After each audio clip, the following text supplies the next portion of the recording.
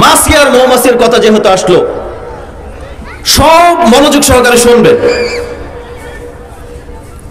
মৌমাছি এমন একটা প্রাণী, মৌমাছিকে জীবনে আপনি কখনো বাথরুমে, টয়লেটে, পচা নর্দমা আবর্জনায় দেখেছেন? কথা বলেন, দেখেছেন? মৌমাছি কখনো খারাপ জায়গায় যায় না।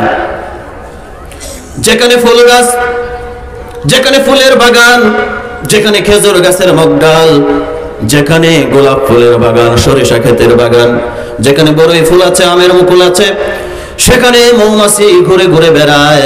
প্রত্যেকটা ফুল থেকে মধু সংগ্রহ করে সে তার ঘরের মধ্যে মধুগুলো জমা করে নেয়। মৌমাছি কখনো খারাপ কোন স্থানের মধ্যে গিয়ে বসে না। বসে না। যেখানে কোরআনের আলোচনা হয় সেখানে মৌমাছি আছে, যেখানে রাসূল সাল্লাল্লাহু আলাইহি ওয়াসাল্লামের আদর্শ আছে সেখানে মৌমাছি আছে, যেখানে দ্বীন প্রতিষ্ঠার আন্দোলন আছে সেখানে মৌমাছি আছে, যেখানে বাতিল আছে সেখানে মৌমাছি নাই, যেখানে সমাজতন্ত্র আছে সেখানে মৌমাছি নাই, যেখানে কমিউনিজম আছে সেখানে মৌমাছি নাই, যেখানে সেকুলারিজম আছে সেখানে মৌমাছি নাই, যেখানে নাস্তিক আছে সেখানে মৌমাছি নাই।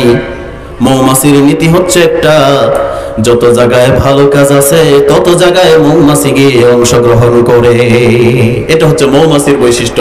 এই যেখানে জিলাপির দোকানে যায় দেখবেন মৌমাছি আছে। কিন্তু মাছি এমন ইতর প্রাণী, এমন অভদ্র প্রাণী, এমন নষ্ট ভ্রষ্ট প্রাণী, মিষ্টির দোকানে গিয়ে পাবেন, আবার আপনি ফুল গাছেও পাবেন, আবার পাশাপাশি টয়লেটের মধ্যে মাছি আছে না নাই? কথা বলেন। টয়লেটের মধ্যে মাছি আছে, পায়খানার উপরে মাছি আছে, যত পচা নর্দমা আবর্জনা ময়লার ডাস্টবিনের মধ্যে মাছি আছে। কারণ মাছির চরিত্রটাই খারাপ। যেখানে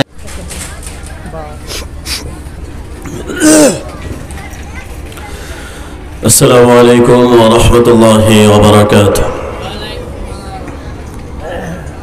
কয়জনে নিছেন সালামের জবাব? না, সবাই নেওয়ার মতো হয়নি তো। ঝগড়াঝাটি নাই তো আমার সাথে? কথা বলেন, আছে? তাহলে মুসলমানের শরীরে সবসময় শক্তি থাকবে কিনা? কারণ কাফেরদের বিরুদ্ধে মুসলমানদের হাতিয়ার হচ্ছে কি? শক্তি। আল্লাহু আকবার, ঠিক না?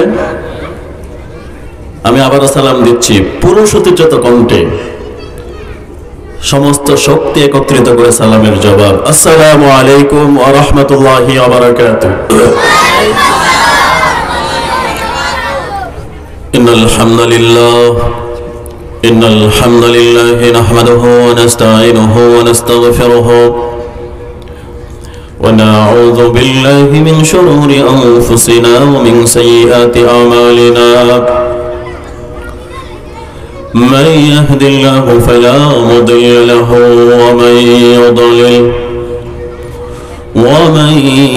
يضلل فلن تجد له وليا مرشدا.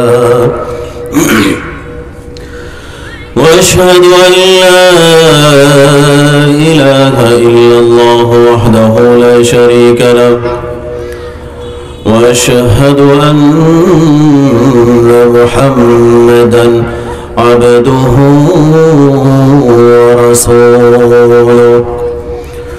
اما بعد فقد قال الله تعالى في كلامه المجيد وفي فرقانه الحميد. সবাই পড়ুন আউযু বিল্লাহি মিনাশ শাইতানির রাজীম। বিসমিল্লাহির রহমানির রহিম। ولقد بعثنا في كل أمة رسولا أن يعبدوا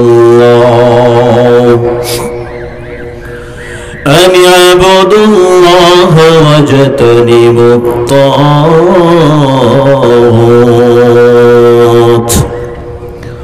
فمنهم من هدى الله ومنهم من حقت عليه الضلالة فسيروا في الأرض فانظروا كيف كان عاقبة المكذبين.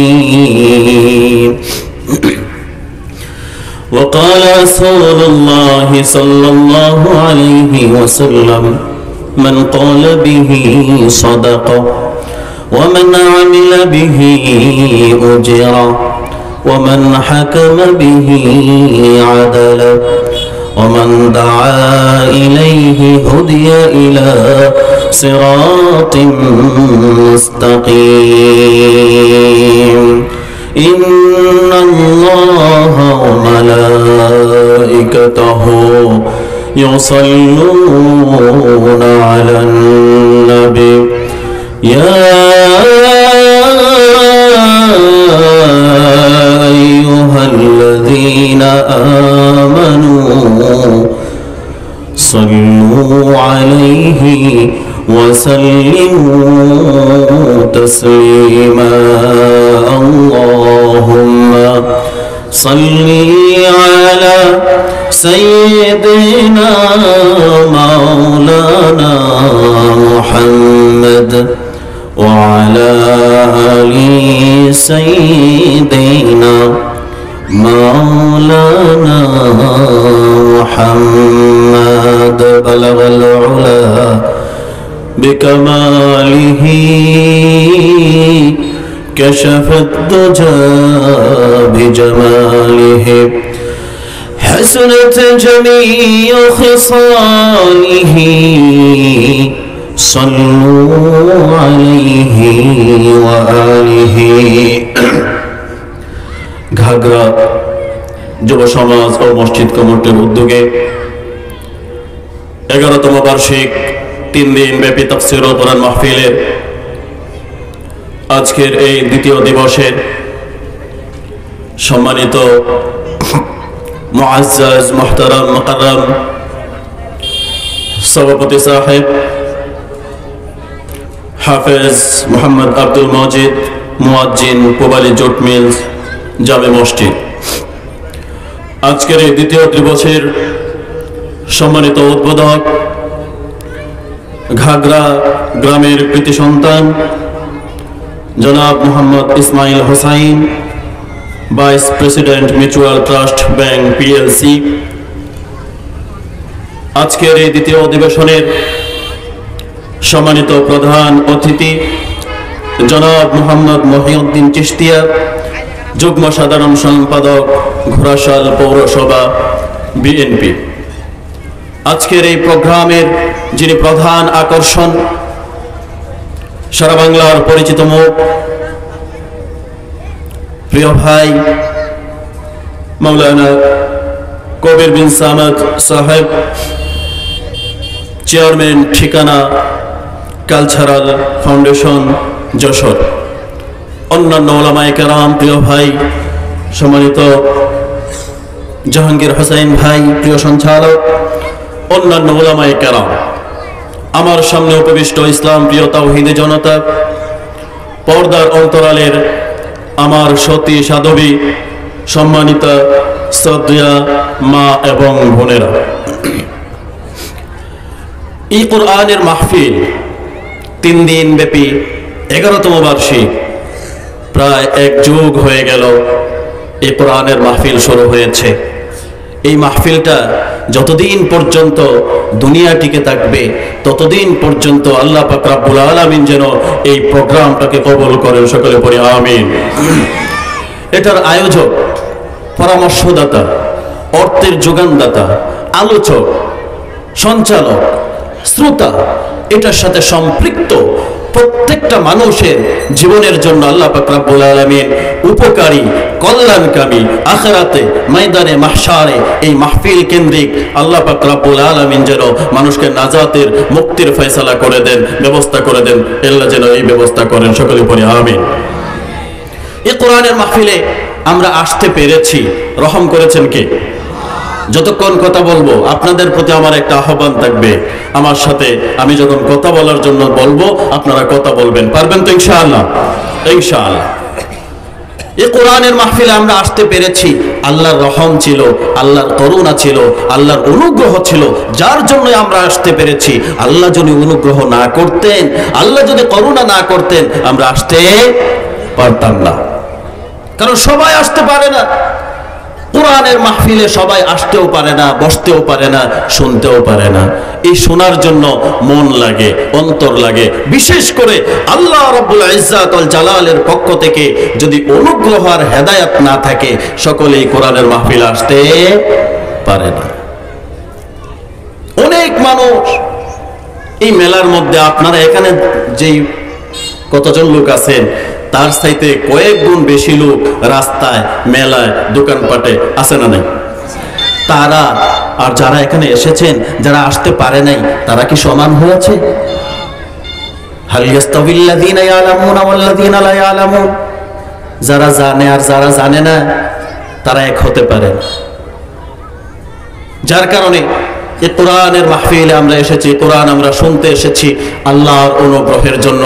যার কারণে এই কোরআনের আলোচনা শুরু করার পূর্বে আমি একটা কথা আপনাদেরকে বলতে চাই, যেটা হলো আমরা প্রত্যেকেই কোনো না কোনো সময় অসুস্থ হই। অসুস্থ হই কিনা? অসুস্থ হইলে আমরা ডাক্তারের কাছে যাই। ডাক্তারের কাছে গেলে ডাক্তার আমাদেরকে বিভিন্ন রকমের ঔষধ দেয়, অনেক সময় ইনজেকশন দেয়। যখন ডাক্তার আপনাকে ইনজেকশন দেয়, আপনি কি ডাক্তারের প্রতি রাগান্বিত হন? কথা বলেন, রাগান্বিত হন?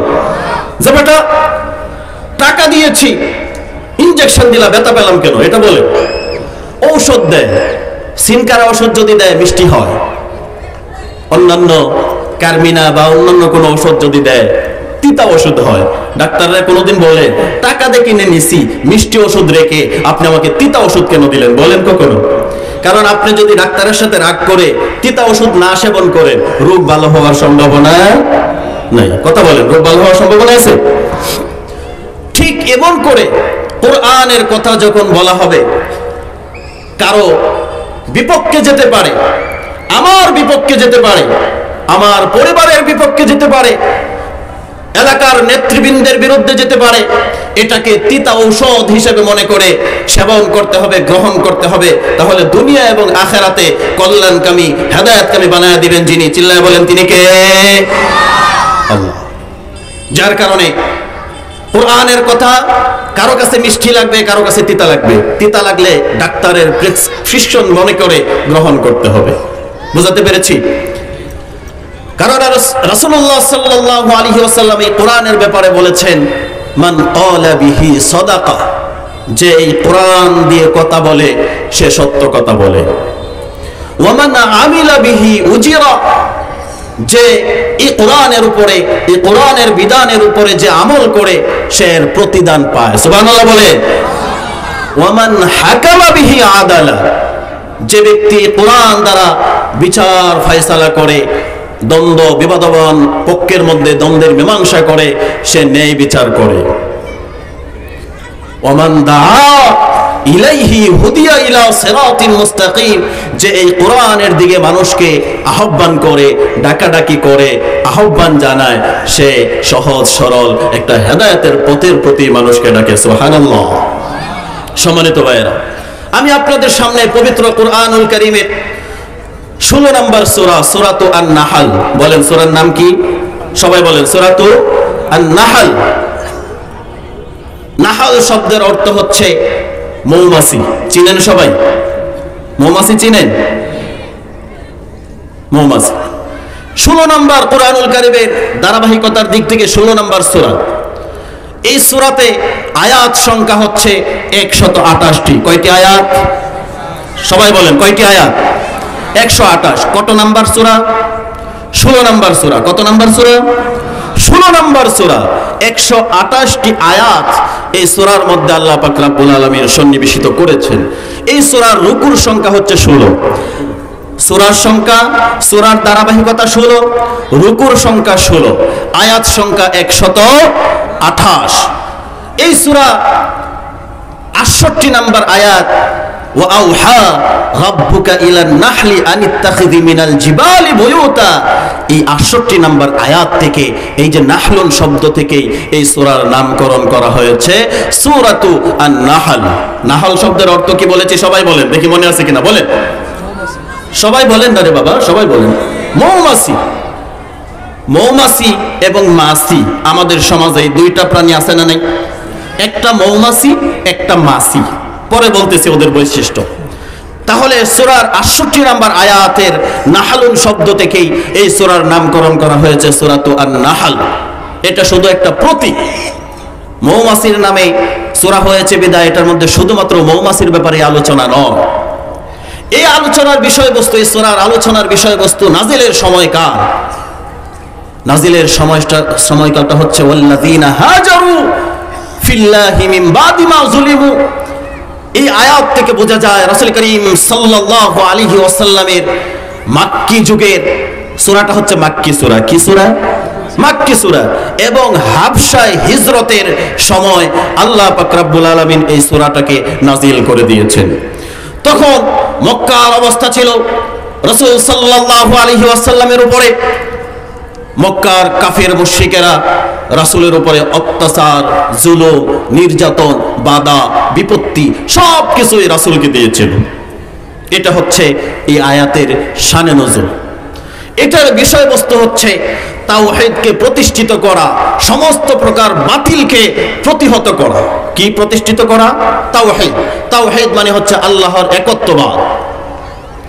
সমস্ত প্রকার শিরিক, গুরামি, অন্ধত্ব মতবাদ, মানব রচিত মতবাদ, সেকুলারিজম, কমিউনিজম, সমাজতন্ত্র, এই সমস্ত তন্ত্র মন্ত্র পদ পদ্ধতিকে প্রতিহত করে শুধুমাত্র আল্লাহর একত্ববাদকে প্রতিষ্ঠিত করার জন্য যে নীতি নির্ধারণ করে আল্লাহ রাব্বুল ইজ্জত দিয়েছেন, এটাই হচ্ছে এই সূরার মূল আলোচ্য বিষয়।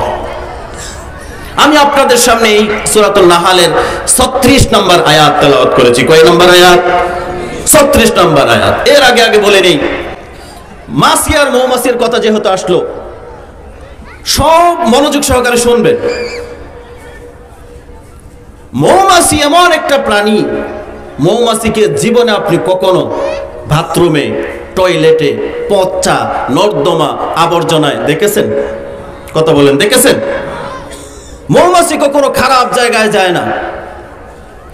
যেখানে ফুল গাছ, যেখানে ফুলের বাগান, যেখানে খেজুর গাছের মগডাল, যেখানে গোলাপ ফুলের বাগান, সরিষা ক্ষেতের বাগান, যেখানে বড়ই ফুল আছে, আমের মুকুল আছে, সেখানে মৌমাছি ঘুরে ঘুরে বেড়ায়। প্রত্যেকটা ফুল থেকে মধু সংগ্রহ করে, মধু সংগ্রহ করে সে তার ঘরের মধ্যে মধুগুলো জমা করে নেয়। মৌমাছি কখনো খারাপ কোনো স্থানের মধ্যে গিয়ে বসে না। বসে না। যেখানে কোরআনের আলোচনা হয় সেখানে মৌমাছি আছে, যেখানে রাসূল সাল্লাল্লাহু আলাইহি ওয়াসাল্লামের আদর্শ আছে সেখানে মৌমাছি আছে, যেখানে দ্বীন প্রতিষ্ঠার আন্দোলন আছে সেখানে মৌমাছি আছে, যেখানে বাতিল আছে সেখানে মৌমাছি নাই, যেখানে সমাজতন্ত্র আছে সেখানে মৌমাছি নাই, যেখানে কমিউনিজম আছে সেখানে মৌমাছি নাই, যেখানে সেকুলারিজম আছে সেখানে মৌমাছি নাই, যেখানে নাস্তিক আছে সেখানে মৌমাছি নাই। মৌমাছির নীতি হচ্ছে একটা, যত জায়গায় ভালো কাজ আছে তত জায়গায় মৌমাছি গিয়ে অংশগ্রহণ করে। এটা হচ্ছে মৌমাছির বৈশিষ্ট্য। এই যেখানে জিলাপির দোকান, জিলাপির দোকানে যায় দেখবেন মৌমাছি আছে। কিন্তু মাছি এমন ইতর প্রাণী, এমন অভদ্র প্রাণী, এমন নষ্ট ভ্রষ্ট প্রাণী, মিষ্টির দোকানে গিয়ে পাবেন, আবার আপনি ফুল গাছেও পাবেন, আবার পাশাপাশি টয়লেটের মধ্যে মাছি আছে না নাই? কথা বলেন। টয়লেটের মধ্যে মাছি আছে, পায়খানার উপরে মাছি আছে, যত পচা নর্দমা আবর্জনা ময়লার ডাস্টবিনের মধ্যে মাছি আছে। কারণ মাছির চরিত্রটাই খারাপ, যেখানে মন চায় সেখানেই মুখ দেয়। আছে না নেই? আমার বন্ধু, মৌমাছির বৈশিষ্ট্য গ্রহণ করতে হবে। যেখানে ভালো জিনিস থাকবে সেটা গ্রহণ করতে হবে। যেখানে মৌমাছির যাওয়ার কথা সেখানে সে যাবে, কিন্তু মাসি খারাপ জায়গায়ও যাবে, ভালো জায়গায়ও যাবে। ওয়াজ মাহফিল হবে, চাঁদা চাইবেন, বলবে যা দিলাম 50,000। কিছুদিন পরে আবার নর্তকী আনবে, মহিলা মানুষ গায়িকি নাইকি ভাড়া করে এনে নাচাবে, সেই অনুষ্ঠানের মধ্যেও দিব 1 লাখ, যা দিয়ে দিলাম। এই লোকের চরিত্র মাসি নাকি মৌমাছি? কথা বলেন। এই লোকের চরিত্র হচ্ছে মাসি। সে ওয়াজ মাহফিলে দিয়ে সব কামাতে চায়, আবার খারাপ কাজ নর্তকী নাচানোর জন্য টাকা দেয়। এটা কখনো মৌমাছির চরিত্র হতে পারে না। এই চরিত্র হচ্ছে ইতর ভদ্র অভদ্র প্রাণী মাছির চরিত্র।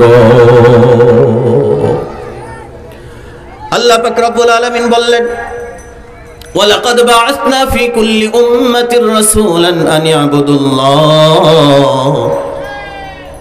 আমি প্রত্যেক কওমের কাছে, প্রত্যেক জাতির কাছে, প্রত্যেক জনপদের কাছে আমি নবী প্রেরণ করেছি, রাসূল পাঠিয়েছি। আন ইয়াবুদুল্লাহ, তাদের প্রত্যেকের দাওয়াত ছিল এক আল্লাহর ইবাদত করো, এক আল্লাহর গোলামি করো। ওয়াজতানিবুত তাগুত, এবং তাগুতকে বর্জন করো। দুইটা কথা এখানে উঠে আসছে। কয়টা? একটা হচ্ছে এক আল্লাহর ইবাদত করো, তাগুতকে বর্জন করো। এরপরে আল্লাহ বললেন, ফামিনহুম মান হাদাল্লাহু ওয়া মিনহুম মান হাক্কাত আলাইহি দালালা। এর মাধ্যমে আল্লাহ পাক রব্বুল আলামিন কতককে হেদায়েত দিয়েছেন, হেদায়েতের পথে পরিচালিত করেছেন, এবং কতককে পথ ভ্রষ্ট করেছেন, পথ হারা করেছেন। এরপর আল্লাহ বললেন, ফাসিরু, তোমরা ঘুরো, দেখো। ফাসিরু ফিল আরদ ফানজুরু কাইফা কানা আকিবাতুল মুকাদ্দিবিন। তোমরা ভ্রমণ করো, ঘুরে ঘুরে দেখো অবিশ্বাসী যারা আছে, তাগুত যারা আছে, ধর্মান্ধ যারা আছে, তাদের পরিণতি কি। এটা হচ্ছে এই আয়াতের সহজ সরল অনুবাদ। মানে হচ্ছে আল্লাহ বলেছেন যে আমি প্রত্যেক জাতির কাছে, প্রত্যেক কওমের কাছে নবী পাঠিয়েছি। তাদের দাওয়াত ছিল একই দাওয়াত। তাদের দাওয়াত কি ছিল? একই দাওয়াত ছিল। প্রত্যেক নবী দাওয়াত দিয়েছে আন ইয়াবুদুল্লাহ, এক আল্লাহর ইবাদত করো, ওয়াজতানিবুত তাগুত, এবং তাগুতকে বর্জন করো। এখন তাগুতকে, এটা আমাদেরকে বুঝতে হবে। আমার কথা বোঝা যায়? তাগুতকে তাদেরকে বুঝতে হবে। তাগুত হচ্ছে এমন একটা শক্তি, তাগুত এমন এক শক্তি, এমন একটা শক্তি তাগুত। কাফের যারা, তারা শুধু আল্লাহকে অস্বীকার করে, কিন্তু তাগুত যারা হয় তারা শুধু আল্লাহকে অস্বীকার করে না, নিজে আল্লাহর ইবাদত করে না, অন্য যারা আল্লাহর ইবাদত করতে চায় তাদেরকে আল্লাহর ইবাদত স্বচ্ছন্দে করতে দেয় না। তাগুত নিজে আল্লাহর ইবাদত পুরোপুরি করে না। যারা আল্লাহর ইবাদত যথাযথভাবে করতে চায় তাদেরকে আল্লাহ পাক রব্বুল আলামিনের ইবাদত করার সুযোগ দেয় না। সহজ ভাষায় যদি বলি আপনারা বুঝবেন, বিগত 15টা 16টা বছর কোরআনের মাহফিল করতে গেলে ওসি থেকে ডিসি, এসপি থেকে ওসি পর্যন্ত, টিউন পর্যন্ত, এলাকার নেতা, পাতি নেতা, খেতা, তাদের কাছে ঘুরতে ঘুরতে জুতার তলার মাটি হয়ে গেছে। ঠিক না? আমার বন্ধু, কোরআনের মাহফিল হতে দেয় নাই। বক্তার সামনে থেকে মাইক কেড়ে নেওয়া হয়েছে, বক্তাকে স্টেজ থেকে কারাগারে নিয়ে যাওয়া হয়েছে। তারা নিজেরা ভালো কাজ করে না। এই ভালো কাজের মধ্যে যে সমস্ত প্রশাসন, যে সমস্ত নেতা, যে সমস্ত পাতি নেতা, খেতা, যে সমস্ত প্রধানমন্ত্রী, আইনমন্ত্রীরা এই কোরআনের মাহফিলকে বাধাগ্রস্ত করেছে, মাহফিল করতে দেয় নাই, তারাই হচ্ছে সবচেয়ে বড় তাগুত। শুধু কি এটা 16 বছরের ইতিহাস? বর্তমানেও যদি কেউ 16 বছরের ইতিহাস যারা গঠিয়েছে তাদের চরিত্র যদি কেউ গ্রহণ করে নেয়, তাদের চরিত্র যদি নিজের মধ্যে কেউ লাগায়, কোরআনের মাহফিল করার জন্য বাধার সৃষ্টি করে, কোরআনের মাহফিলের উপরে যদি আক্রমণ করে, সেও তাগুতের অন্তর্ভুক্ত। কারণ এই কোরআনের আইনকে, কোরআনের প্রচার প্রসারকে ক্ষতিগ্রস্ত করা এবং বাধাগ্রস্ত করার ক্ষমতা আমার আল্লাহ কাউকে দেয় নাই। আমার বন্ধু, আল্লাহ বললেন ওয়াজতানিবুত তাগুত, তাগুতকে বর্জন করো। এই দাওয়াত দিতে গিয়ে নবিয়ুনা মুহাম্মদুর রাসূলুল্লাহ সাল্লাল্লাহু আলাইহি ওয়াসাল্লাম যখন তিনি মক্কায় বেড়ে উঠলেন, বড় হলেন, সমাজকে নিয়ে ভাবতে থাকলেন, সমাজের মানুষকে নিয়ে, যুবকদেরকে নিয়ে হেল্পফুল ফজল বানালেন, সমাজের কল্যাণমূলক সমস্ত কাজে অংশগ্রহণ করলেন। সমাজের লোকদের কাছে নবী মুহাম্মদ সাল্লাল্লাহু আলাইহি ওয়াসাল্লামের উপাধি হয়ে গেল আল আমিন, as-সাদিক, বিশ্বস্ত। আল আমিন মানে পরম বিশ্বাসী, এরকম উপাধি তিনি পেয়ে গেলেন। কারো কাছে নবী মুহাম্মদ খারাপ নয়। কেউ যদি কারো কাছে জিজ্ঞাসা করে মুহাম্মদ কেমন, কায় মনোবাক্যে চোখ বন্ধ করে এক বাক্যে সবাই বলে দেয়, মুহাম্মদের মতো এরকম চরিত্রওয়ালা মানুষ মক্কার মাটিতে আর কাউকে কখনো দেখি নাই, এমন চরিত্র। কিন্তু যখন এই রাসূল সাল্লাল্লাহু আলাইহি ওয়াসাল্লাম ওহী পেয়ে গেলেন, ওহী পাওয়ার পরে আল্লাহ যখন বললেন, ওয়ালাকাদ বাসনা ফি কুল্লি উম্মাতির রাসূলা, ও নবী আপনি দাওয়াতি কাজে বের হয়ে যান, দাওয়াত কাজ করুন। আনি আবুদুল্লাহ, দাওয়াত দিতে হবে শুধুমাত্র আল্লাহর ইবাদতের। চিল্লায় বলেন কার ইবাদতের দাওয়াত দিতে হবে? আনি আবুদুল্লাহ।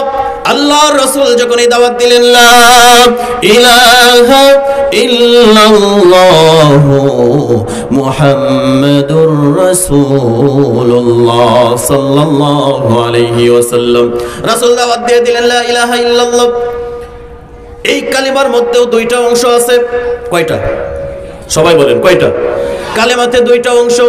প্রথমে আপনি তাগুতকে বর্জন করেছেন, সমস্ত কুফরি মতবাদকে অস্বীকার করেছেন, তাগুতকে বর্জন করেছেন, সেকুলারিজম, কমিউনিজম, পাশ্চাত্য সভ্যতা, সমস্ত প্রকার নিয়ম নীতি আপনি অস্বীকার করেছেন, পদদলিত করেছেন। আপনি বলেছেন লা ইলাহা, আমি কিচ্ছু মানি না, কারো আইন মানি না, কারো হুকুম মানি না, কারো বিধান মানি না, রাষ্ট্র পরিচালনার নীতি আমি কারো নীতি মানি না, আমি যার নীতি রাষ্ট্রনীতির মানি। চিল্লায় বলেন তিনি কে? আমার বন্ধুগণ, আপনি বললেন লা ইলাহা, আমি কাউকে মানি না। প্রথমে আপনি অস্বীকার করেছেন, কুফরি করেছেন। সমস্ত মানব রচিত যত মত এবং পথ আছে, সমস্ত মতকে আপনি অস্বীকার করলেন। অস্বীকার করে আপনি পরবর্তী অংশে বললেন ইল্লাল্লাহ, যারে শুধু আমরা মানি। চিৎকার দিয়ে বলেন তিনি কে? কালেমার দুইটা অংশ। প্রথমে আপনি অস্বীকার করেছেন লা ইলাহা, আমি কাউকে মানি না, কারো আইন মানি না, কারো বিধান আমি মানি না, যাকে শুধু মানি তিনি হচ্ছেন ইল্লাল্লাহ, আমার রব। যার কারণে আল্লাহকে মানতে গেলে অন্য সবকে অস্বীকার করতে হবে। অন্যকে যদি আপনি মানেন, আল্লাহকে মানা আপনার পরিপূর্ণ হবে না। আল্লাহকে যদি আপনি অস্বীকার করেন, আল্লাহর আইন যদি আপনি কিছু মানেন কিছু না মানেন, তাহলে আপনি মুমিন থাকবেন না। আল্লাহ বললেন ফামিনহুম মান হাদাল্লাহ, আমি এর মাধ্যমে কাউকে হেদায়েতের উপরে প্রতিষ্ঠিত করেছি, কতক লোককে কতককে আমি হেদায়েত দিয়েছি। ওমিনহুম মান হাক্কাত আলাইহি দালালা, আর কতককে আমি পথভ্রষ্ট করেছি। এবার আসেন, রাসূলুল্লাহ সাল্লাল্লাহু আলাইহি ওয়াসাল্লাম দাওয়াত দিলেন। এরকম ভাবে পৃথিবীতে আল্লাহ পাক রব্বুল আলামিন যত নবী আলাইহিস সালাম প্রেরণ করেছেন, প্রত্যেক নবীর একই দাওয়াত ছিল, আনি আবুদুল্লাহ, ইবাদত করো শুধুমাত্র আল্লাহর। ইবাদত করো কার? আল্লাহর ইবাদত করতে হবে। এই দাওয়াত দিতে গিয়ে এমন কোন নবী আল্লাহ পাক রব্বুল আলামিন এই জমিনে পাঠান নাই যেই নবী মার খান নাই। শুধু দুইজন নবীর ব্যাপারে আছে, দুইজন নবী মার খান নাই, কোনো বাধার সম্মুখীন হন নাই। এই দুইজন নবী হচ্ছে, এক নম্বরে হযরত আদম আলাইহিস সালাম। বলেন কোন নবী? হযরত আদম আলাইহিস সালাম কোনো মার খান নাই, কোনো বাধার সম্মুখীন হন নাই। কারণ আদম আলাইহিস সালামের সময় পৃথিবীতে আর কোনো মানুষই ছিল না, বাধার সৃষ্টি করবে কে? বাধার সম্মুখীন হন নাই, যার কারণে আদম আলাইহিস সালামের সাথে কারো ঝগড়া হয় নাই। দুই নাম্বার হচ্ছে হযরত সুলাইমান আলাইহিস সালাম। তিনি তার পিতা হযরত দাউদ আলাইহিস সালাম, তার ইসলামী রাষ্ট্র তিনি প্রতিষ্ঠিত করে গিয়েছিলেন, আর সেই রাষ্ট্রের রাষ্ট্রপ্রধান হয়েছিলেন সুলাইমান আলাইহিস সালাম। যার কারণে ইসলামী রাষ্ট্র প্রতিষ্ঠিত হওয়ার পরে তিনি ক্ষমতায় বসেছেন, যার কারণে কারো বাধার সম্মুখীন হন নাই। এছাড়া এই জমিনে এমন কোন নবী আলাইহিস সালাম আল্লাহ দুনিয়ায় প্রেরণ করেননি যেই নবী মানুষের দ্বারা বাধার সম্মুখীন হয় নাই। সকল নবীকে বাধাগ্রস্ত করা হয়েছে। আল্লাহ পাক রব্বুল আলামিন এই যে বললেন তাগুতকে বর্জন করো, তাগুতকে বর্জন করো, তাগুত আপনাকে কি করবে? আল্লাহু ওয়ালিয়ুল্লাযীনা আমানু ইউখরিজুহুম মিনাজ-যুলুমাতি ইলান-নূর ওয়াল্লাযীনা কাফারু আউলিয়াউহুমুত-তাগুত ইউখরিজুনাহুম মিনান-নূরি ইলাজ-যুলুমাত। আল্লাহ পাক রব্বুল আলামিন বলে, আল্লাহু ওয়ালিয়ুল্লাযীনা আমানু, যারা ঈমান এনেছে তাদের জন্য সহায় সম্বল, তাদের জন্য আল্লাহ পাক রব্বুল আলামিনই যথেষ্ট। মুমিনের জন্য যথেষ্ট কে? মুমিনের জন্য যথেষ্ট কে? আল্লাহু ওয়ালিয়ুল্লাযীনা আমানু, যারা আল্লাহকে রব হিসেবে মেনেছে, আল্লাহর প্রতি ঈমান আনার পরে যারা এটার উপরে প্রতিষ্ঠিত থেকেছে, আল্লাহকে যারা অভিভাবক হিসেবে গ্রহণ করে নিয়েছে, ইউখরিজুহুম মিনান নূরি ইলাজ যুলুমাত, আল্লাহ পাক রব্বুল আলামিন তাদেরকে অন্ধকার থেকে বের করে আলোর পথের দিকে নিয়ে আসবেন। সুবহানাল্লাহ। যারা আল্লাহকে অভিভাবক মনেছে, আল্লাহকে যারা অভিভাবক হিসেবে গ্রহণ করেছে, তাদেরকে আল্লাহ অন্ধকার থেকে বের করে আনবেন। অন্ধকার থেকে বের করে কোথায় আনবেন? জুলুমাত শব্দের অর্থ হচ্ছে অন্ধকার। কোন অন্ধকার? রাতের অন্ধকার না, এই অন্ধকার হচ্ছে জাহিলিয়াতের অন্ধকার। জুলুমাতের অন্ধকার হচ্ছে বর্বরতার অন্ধকার। জুলুমের অন্ধকার হচ্ছে, এই অন্ধকারের অর্থ হচ্ছে সমাজে ইনসাফবিহীন ক্ষমতাতে যারা প্রতিষ্ঠিত থাকে, সমাজকে অন্যায়ভাবে যারা পরিচালনা করে, সেটা অন্ধকার। যার কারণে আল্লাহকে যারা রব মানবে, আল্লাহর প্রতি যারা ঈমান আনয়ন করবে, আল্লাহ পাক রব্বুল আলামিন তাদেরকে এই বর্বরতা থেকে বের করে নিয়ে আসবেন। আবার পরবর্তীতে আল্লাহ বললেন, ওয়াল্লাযীনা কাফারু আউলিয়াউহুমুত তাগুত, যারা তাগুতকে অভিভাবক বানাবে। কথা বুঝবেন কিন্তু। প্রথমে আল্লাহ বলেছেন, যারা আল্লাহকে ঈমান আনার পরে যারা আল্লাহকে অভিভাবক মেনেছে, আল্লাহ তাদেরকে অন্ধকার থেকে বের করে কোথায় নিয়ে আসবেন? আলোতে নিয়ে আসবেন। আর যারা ওয়াল্লাযীনা কাফারু, যারা কুফরি করেছে, যারা কুফরি করেছে, ওয়াল্লাযীনা কাফারু আউলিয়াহুমুত তাগুত, এবং তাগুত যারা আছে তাদেরকে যারা অভিভাবক বানিয়েছে, ইউখরিজুনাহুম মিনান নূরি ইলাজ যুলুমাত, তাদেরকে তাদের অভিভাবকেরা, এই তাগুতেরা আলোর দিক থেকে বের করে অন্ধকারে ঢুকিয়ে দেবে। নাউযুবিল্লাহ পড়েন। আমার বন্ধু, এটা কেমন করে? নেতার পেছনে সমাজে যারা নেতা নেতৃত্ব দেয়, সমাজকে যারা পরিচালনার জন্য উঠে পড়ে লাগে, অথচ সমাজ পরিচালনার ন্যূনতম নৈতিক যোগ্যতা তাদের মধ্যে নাই। আছে না নেই? যোগ্যতা নাই, কিন্তু নেতা সেজে বসে আছে। তার পিছনে আবার যুবকেরা দল বেঁধে ঘোরাফেরা করে। এই নেতা কোনোদিন তার অধীনস্থ যে যুবকেরা আছে তাদেরকে কোনোদিন তারা বলে নাই যে, এই যুবকেরা আমার কর্মী যারা আছো, কান কানা করে শোনো। কোনোদিন মা বাবার সাথে বেয়াদবি করবে না, কোনোদিন উস্তাদদের সাথে বেয়াদবি করবে না, কোনোদিন সমাজে মুরব্বীদের সাথে বেয়াদবি করবে না, কারো উপরে জুলুম করবে না, অন্যের সম্পত্তি জোর করে দখল করবে না, চাঁদাবাজি করবে না, মানুষের উপরে জুলুম নির্যাতন করবে না, অযথা মানুষকে হয়রানি করবে না। এরকম একজন নেতাও নাই যে তার কর্মীদেরকে এই কথা বলে নাকি? একজনেও বলে না, বরংস বলে, ও যদি তোর বিরোধিতা করে থাকে মেরে হাত পা ঘুরিয়ে দে, যা হয় আমি বুঝবো। আছে না নাই? নেতা তার কর্মীদেরকে এরকম উস্কে দেয়। এবার দেখেন তার কর্মীরা মনে করে, আহারে আমার নেতা তো আমার প্রোটেকশন হিসেবে আছে, আমি অমুককে মারবো, অমুককে আমি পিটাবো, অমুকের জমি আমি দখল করব, অমুকের জমিন থেকে আমি চাঁদা নিব, অমুকের বাড়ি বানাতে গিয়েছে, এই বাড়ি বানানোর থেকে আমি চাঁদা গ্রহণ করবো। আছে না নাই? এই চাঁদা গ্রহণ করে সে নিজেকে অনেক বড় নেতা মনে করে। কিন্তু আল্লাহ পাক রব্বুল আলামিন কেন বললেন, ওয়াল্লাযীনা কাফারু আউলিয়াহুমুত তাগুত, যারা তাগুতকে অভিভাবক বানায়, এই তাগুত তাদেরকে আলোর দিক থেকে বের করে অন্ধকারে নিয়ে যায়। যে মানুষের চরিত্রটা ভালো ছিল, নেতার চরিত্র খারাপ হওয়ার কারণে কর্মীর চরিত্রটা খারাপ হয়ে যায়, কর্মী আর ভালো কাজ করতে পারে না। এক সময় দেখা যায় তার হাতে মদের বোতল উঠে যায়, তার হাতে অস্ত্র উঠে যায়, নতুন নতুন কিছু টাকার কারণে মানুষকে সে মানুষ মনে করে না, সমাজে সে অমানুষে পরিণত হয়ে যায়। বুঝতে পেরেছেন? তাগুতের পার্থক্যটা বুঝতে পেরেছেন? তাগুত নিজে আল্লাহর ইবাদত পরিপূর্ণ পালন করে না, অন্যদেরকে পালন করার জন্য দেয় না।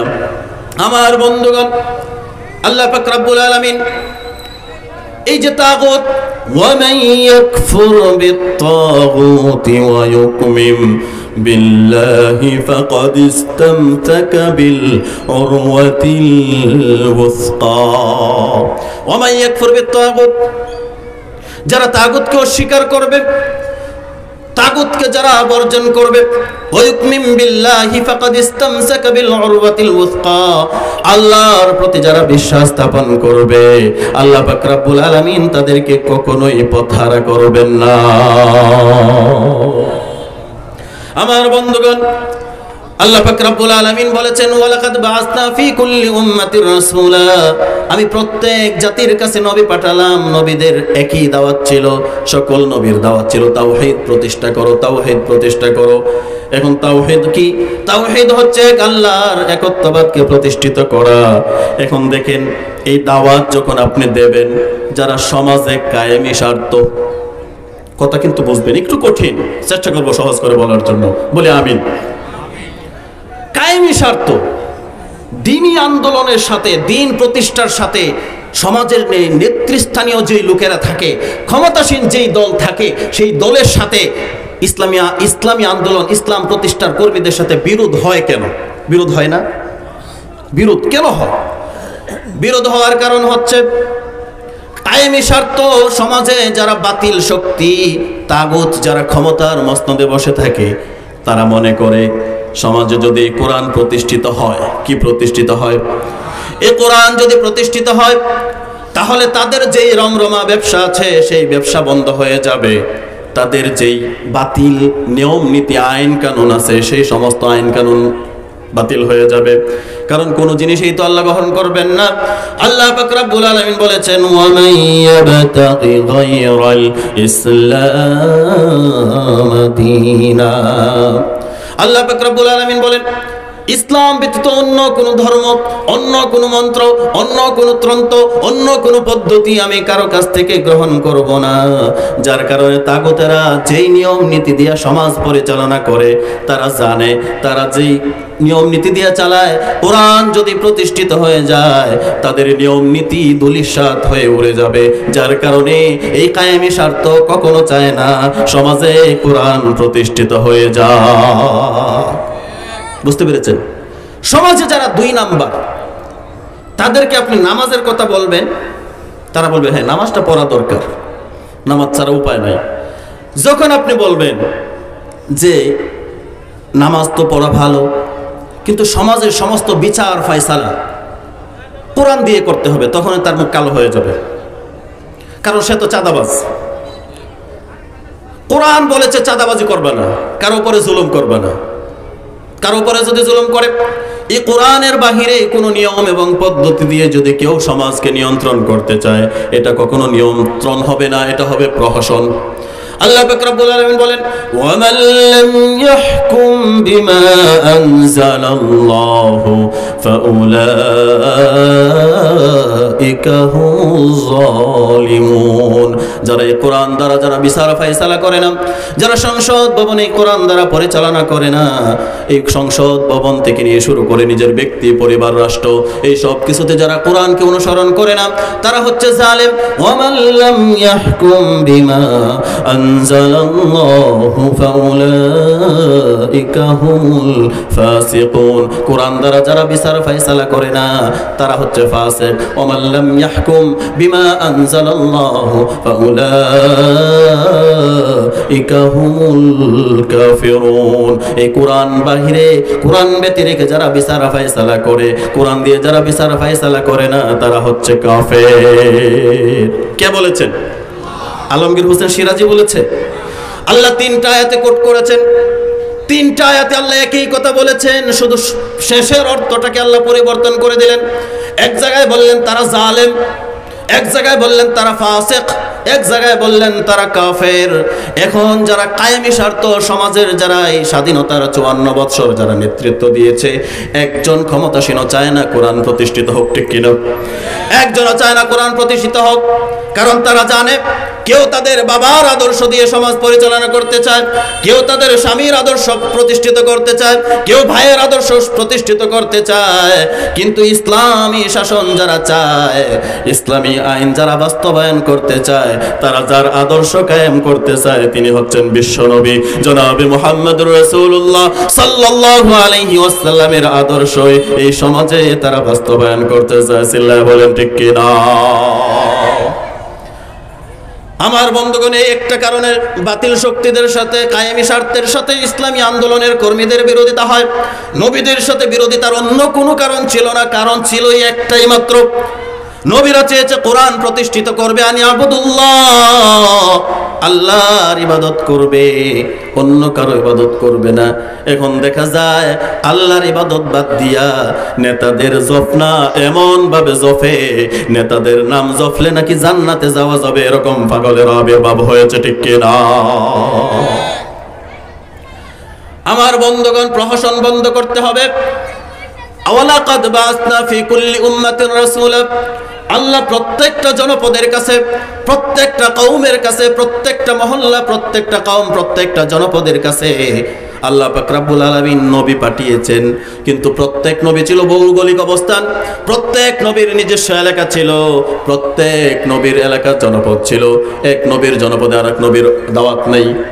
কিন্তু আল্লাহ পাক রব্বুল আলামিন সর্বশেষ তার যেই হাবিবকে পাঠালেন, তিনি শুধু মক্কার নবী নন, তিনি শুধু আরবের নবী নন, তিনি শুধু আফ্রিকার নবী নন, তিনি শুধু যারা আরবি জানে তাদের নবী নয়, তিনি আরব ভূমিতে জন্মগ্রহণ করেছেন। তিনি শুধু আরব ভূমির নবী নয়, তিনি আরব, অনারব, আজমি, অনারবি, যত রকমের মানুষ আছে, মানুষ শুধু নয়, আল্লাহ কুল কায়নাতে যত রকমের সৃষ্টি পয়দা করেছেন, সমস্ত সৃষ্টির জন্য নবী মুহাম্মদুর রাসূলুল্লাহ সাল্লাল্লাহু আলাইহি ওয়াসাল্লামকে নবী করে পাঠিয়েছেন। সুবহানাল্লাহ। আল্লাহ পাক রব্বুল আলামিন বললেন, ওয়া মা আরসালনাকা ইল্লা রাহমাতাল লিল আলামিন। নবী, আমি আপনাকে গোটা পৃথিবীবাসীর জন্য রহমত করে পাঠালাম। এই নবী যখন রহমতের দাওয়াত নিয়ে আসলেন সমাজে, তিনি প্রথমে কোরআন আসার পূর্বে তিনি ছিলেন আল আমিন, তিনি ছিলেন আস-সাদিক, পরম বিশ্বাসী, পরম বন্ধু, পরম সত্যবাদী। কারো যদি কোনো কিছু আমানত রাখার দরকার হতো, আল আমিন নামক মুহাম্মাদের কাছে আমানত যখন রাখা হতো, যে যেইভাবে আমানতগুলো রেখেছে হুবহু সেইভাবেই তিনি ফিরিয়ে দিয়েছে, সেভাবে ফিরিয়ে দিয়েছে।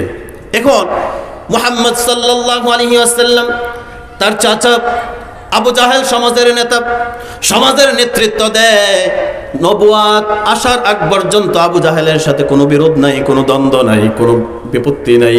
কিন্তু যখনই আল্লাহ পাক রব্বুল আলামিন ওহী দ্বারা নবীকে ধন্য করে দিলেন, তখনই আবু জাহেলের মাথা গরম হয়ে গেল।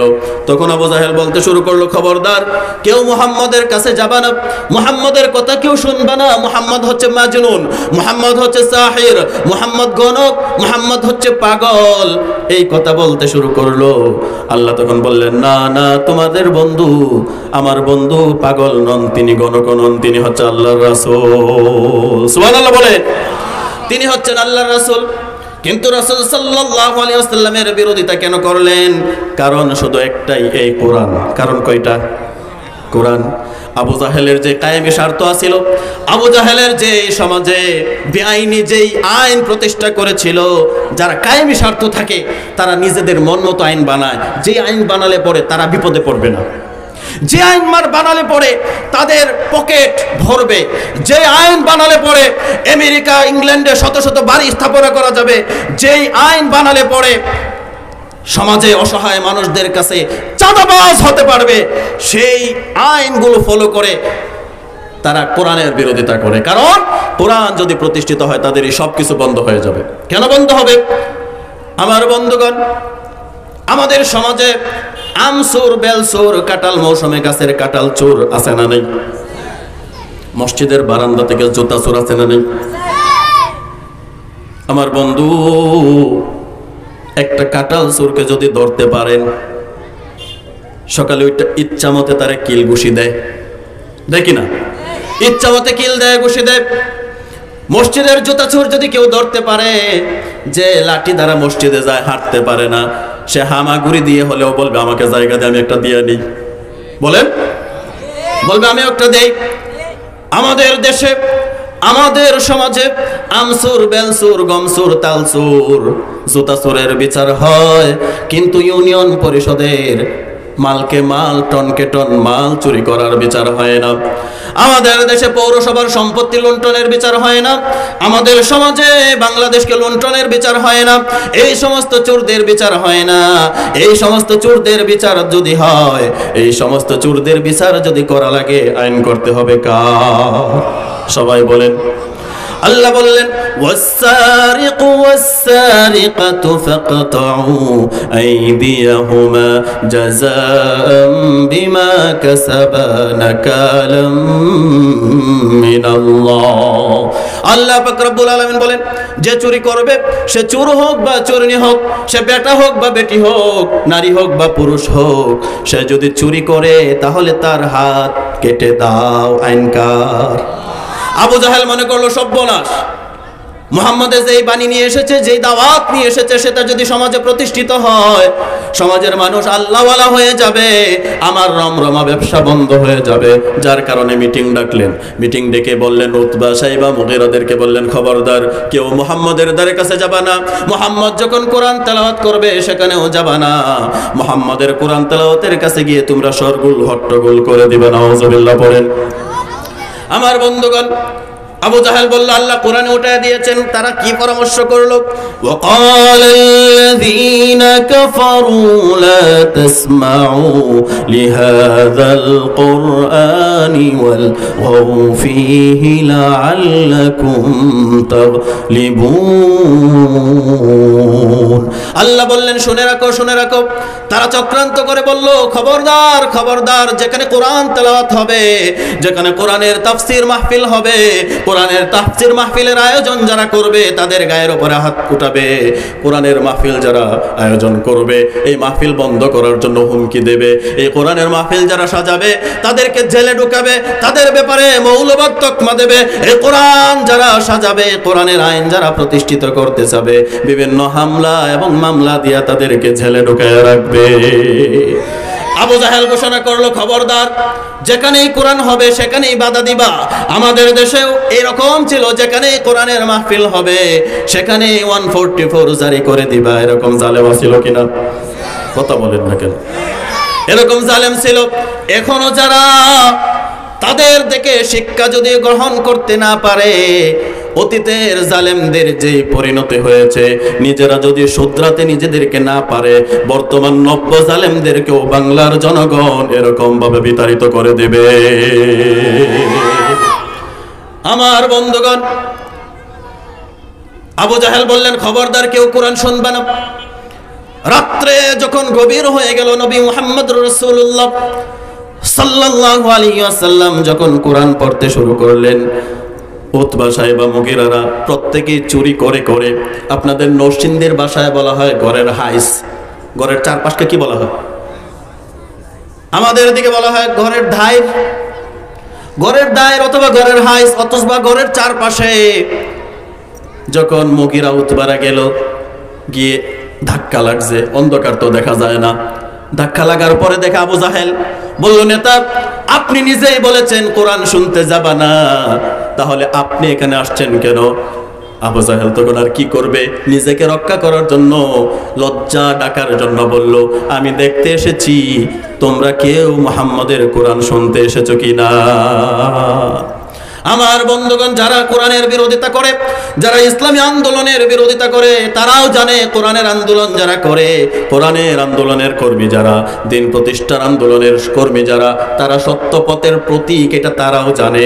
কিন্তু তাদের কায়েমি স্বার্থ টিকায় রাখার জন্য এই কোরআনওয়ালাদের উপরে জুলুম করে। আমার বন্ধু, আল্লাহ নিষেধ করলেন চুরি করবা না, চুরি করলে হাত কেটে দাও। আমার বন্ধু, কোরআনের শরীয়তের আইন হচ্ছে, কোন চোর যদি চুরি করে, শরীয়তের হিসাব নিকার ক্যালকুলেশন করে যদি বোঝা যায় যে সে চুরি করেছে, তার এটা পেটের ক্ষুধার জন্য নয়, অভাবের তাড়না নয়, চরিত্রের জন্য। যারা চাঁদাবাজি করে তারা কি অভাবে করে নাকি স্বভাবে করে? কথা বলে না, ভয় পান, ভয় পান। বিপ্লব মানে জীবন দেওয়া, বসে থাকা নয়, সে কোনোদিন আসবে না রে করো যদি ভয়। বিপ্লব মানে জীবন দেওয়া, বসে থাকা নয়, সে কোনোদিন আসবে না রে করো যদি ভয়। আসবে বিজয় রক্ত আর জীবনের বিনিময়, আসবে বিজয় রক্ত আর জীবনের বিনিময়।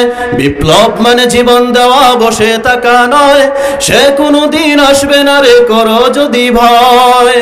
লড়াইয়ের ওই ময়দানেতে যেতে তোমাকে হবে, লড়াইয়ের ওই ময়দানেতে যেতে তোমাকে হবে, প্রয়োজনে সব রক্তটুকু জমিনেই ঢেলে দেবে, ঠিক কিনা? আমরা শুধু ভয় পাবো এক আল্লাহকে, এক আল্লাহ ছাড়া কারো কাছে আমাদের মাথা কখনো নত হতে পারে না। আল্লাহর আইন বাস্তবায়ন করতে গিয়ে শুধু একবার নয়, এই কোরআনের আইন বাস্তবায়ন করতে গিয়ে শুধু একবার নয়, শত শতবারও যদি জীবন দেওয়ার সৌভাগ্য আল্লাহ দেয়, সেই জীবন আমরা দিতে প্রস্তুত। কিন্তু কোন বাতিলকে সমাজের নেতৃত্ব, কোন সুদখোর, কোন ঘুষখোর, কোন নেশাখোর, কোন চাঁদাবাজ ক্ষমতার মসনদে আসুক, এটা আমরা আর কখনোই ভুল করতে চাই না, নাকি চান? 54 বছর দেখেছি, স্বাধীনতার 54 বছর দেখেছি, কেউ ন্যায় ইনসাফ প্রতিষ্ঠা করতে পারে নাই। সবাই শুধু নিজেদেরকে প্রতিষ্ঠা করতে চায়। অসহায় মানুষের ন্যায্য অধিকার নাই, মজুর তার মজুরির অধিকার পায় না, কৃষক তার ফসলের ন্যায্য দাবি পায় না, ন্যায্য অধিকার পায় না, শ্রমিক তার নিজের অধিকার ফিরিয়ে পায় না। যার যেভাবে চায় সেভাবে প্রহসন করে আর সমাজের নেতৃত্ব দেয়। এমন নেতৃত্ব বাংলার জমিনে আমরা আর কখনো দেখতে চাই না। বুঝতে পেরেছেন? যার কারণে বিপ্লবী জীবন লাগবে, জীবন বিপ্লবী লাগবে। যদি মৃত্যু আসে, মানুষ তো বিছানাতে পড়েও মৃত্যুবরণ করে, সেটাও নামে মৃত্যু। যে রাজপথে জীবনকে উৎসর্গ করে জীবনের রক্ত ঢেলে দেয়, সেও তো শহীদ, সেও তো মৃত্যু, ঠিক কিনা বলে? মৃত্যু। আপনি কি ঘরের কোণে বসে থাকলে মরবেন না? মরবেন না? আমার বন্ধুগণ, ইমানদার যারা আছে, এই কোরআনের ধারক এবং বাহক যারা আছে, যারা আল্লাহর পক্ষ থেকে প্রেরিত রাসূল যারা আছে, তাদের এক দাওয়াত ছিল, এক এবং অভিন্ন। প্রত্যেক নবীর দাওয়াত ছিল।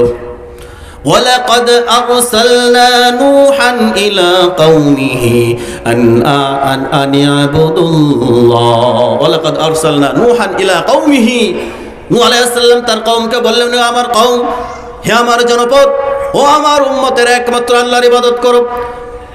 وَإِلَى عَادٍ أَخَاهُمْ هُودًا فَقَالَ يَا قَوْمِ اعْبُدُوا اللَّهَ مَا لَكُمْ مِنْ إِلَٰهٍ غَيْرُهُ।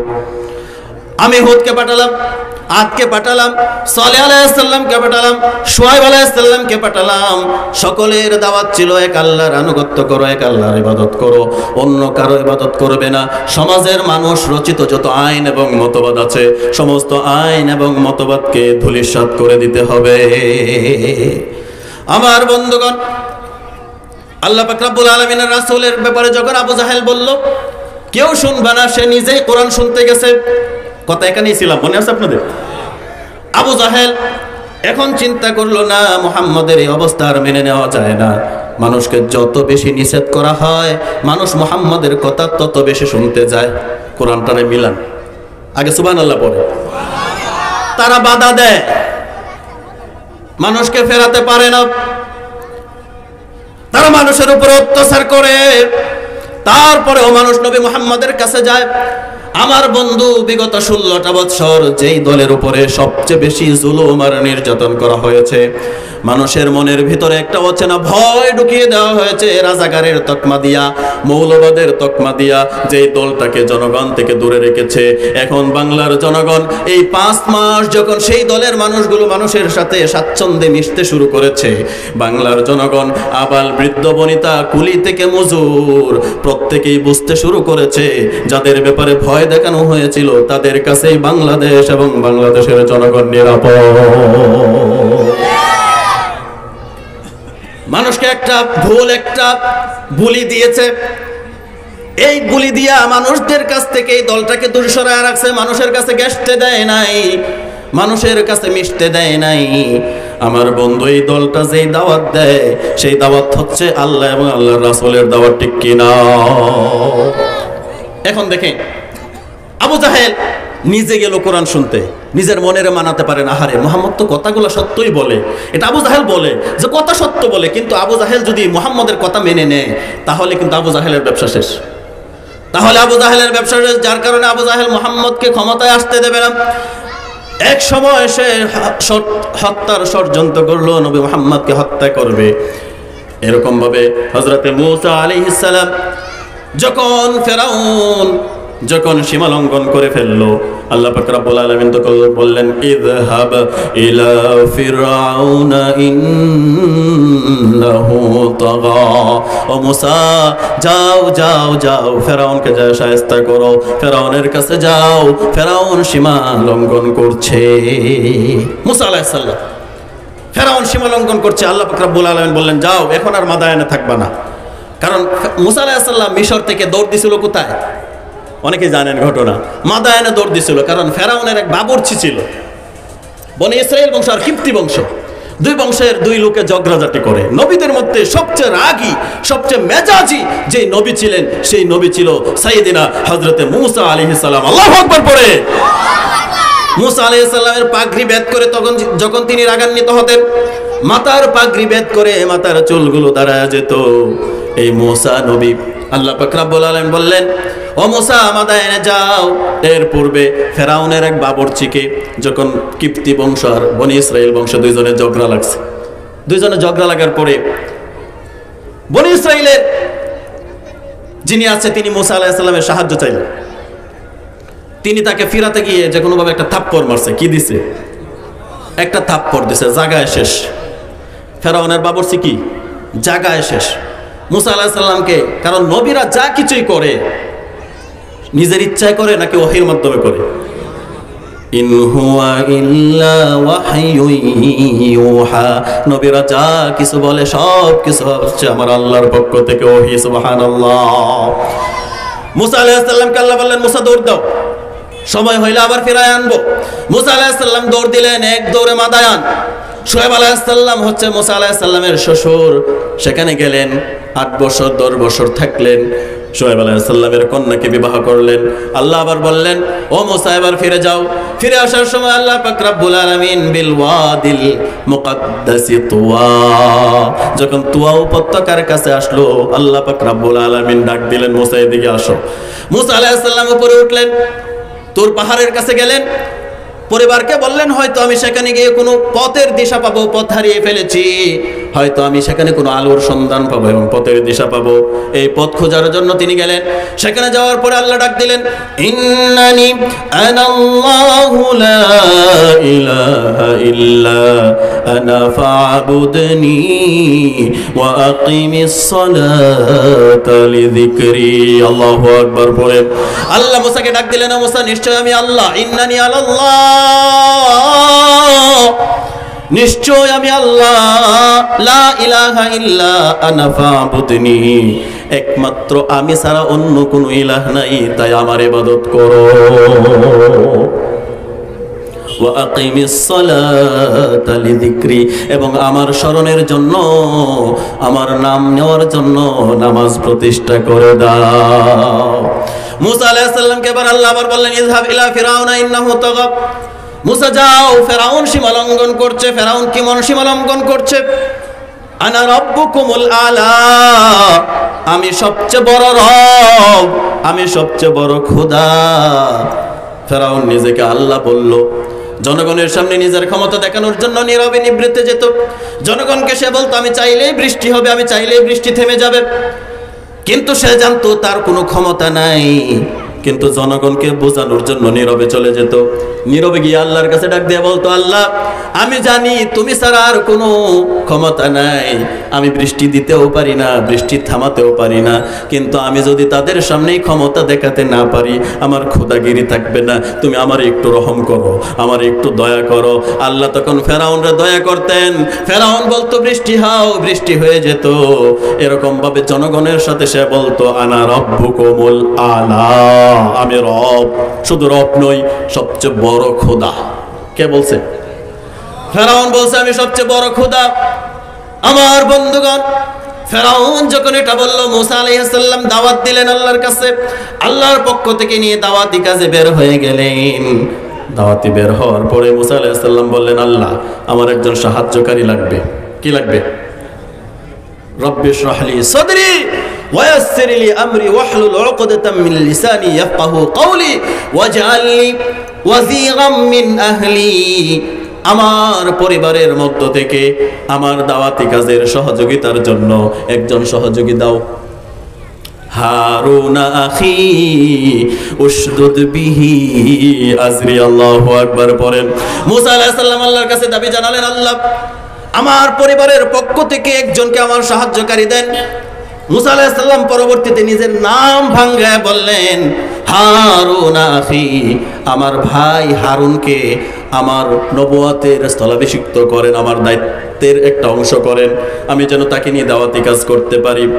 আল্লাহ পাক রব্বুল আলামিনের কাছে যখন বললেন, তাকে যদি আপনি দেন আমার দাওয়াতি কাজ শক্তিশালী হবে, আমার দাওয়াতের ময়দান প্রশস্ত হবে, আমি একটু শক্তি পাবো, আমার রক্তের মানুষ আমার কাছে আছে, আমি কোনো বাতিলকে তখন পরোয়া করব না। আল্লাহ মঞ্জুর করে দিলেন, হারুন আলাইহিস সালামকে আল্লাহ নবী বানায়া দিলেন। সুবহানাল্লাহ। দুই ভাই, মুসা আলাইহিস সালাম এবং হারুন আলাইহিস সালাম, দুই আপন ভাই। দুই কি? আপন ভাই। এখন দেখেন, আল্লাহ যখন বললেন ইযহাব ইলা ফিরাউনা ইন্নাহু তাগা, কারণ ফেরাউন ছিল তাগুত, ফেরাউন ছিল জালেম, ফেরাউন ছিল জুলুমকারী, ফেরাউন ছিল সমাজের মানুষের উপরে নির্যাতনকারী। সে এত বেশি নির্যাতন মানুষের উপরে করত যেটা বলার মতো না, যেটা বলার মতো না। ফেরাউন রাজ্যের সমস্ত পুরুষ সন্তানদেরকে হত্যা করত, কোনো গর্ভ থেকে পুরুষ সন্তান জন্ম নিতে দিত না। আল্লাহ পাক রব্বুল আলামিন যখন মুসাকে পাঠালেন, মুসা আলাইহিস সালাম আসলেন, দাওয়াতি কাজ করতে থাকলেন।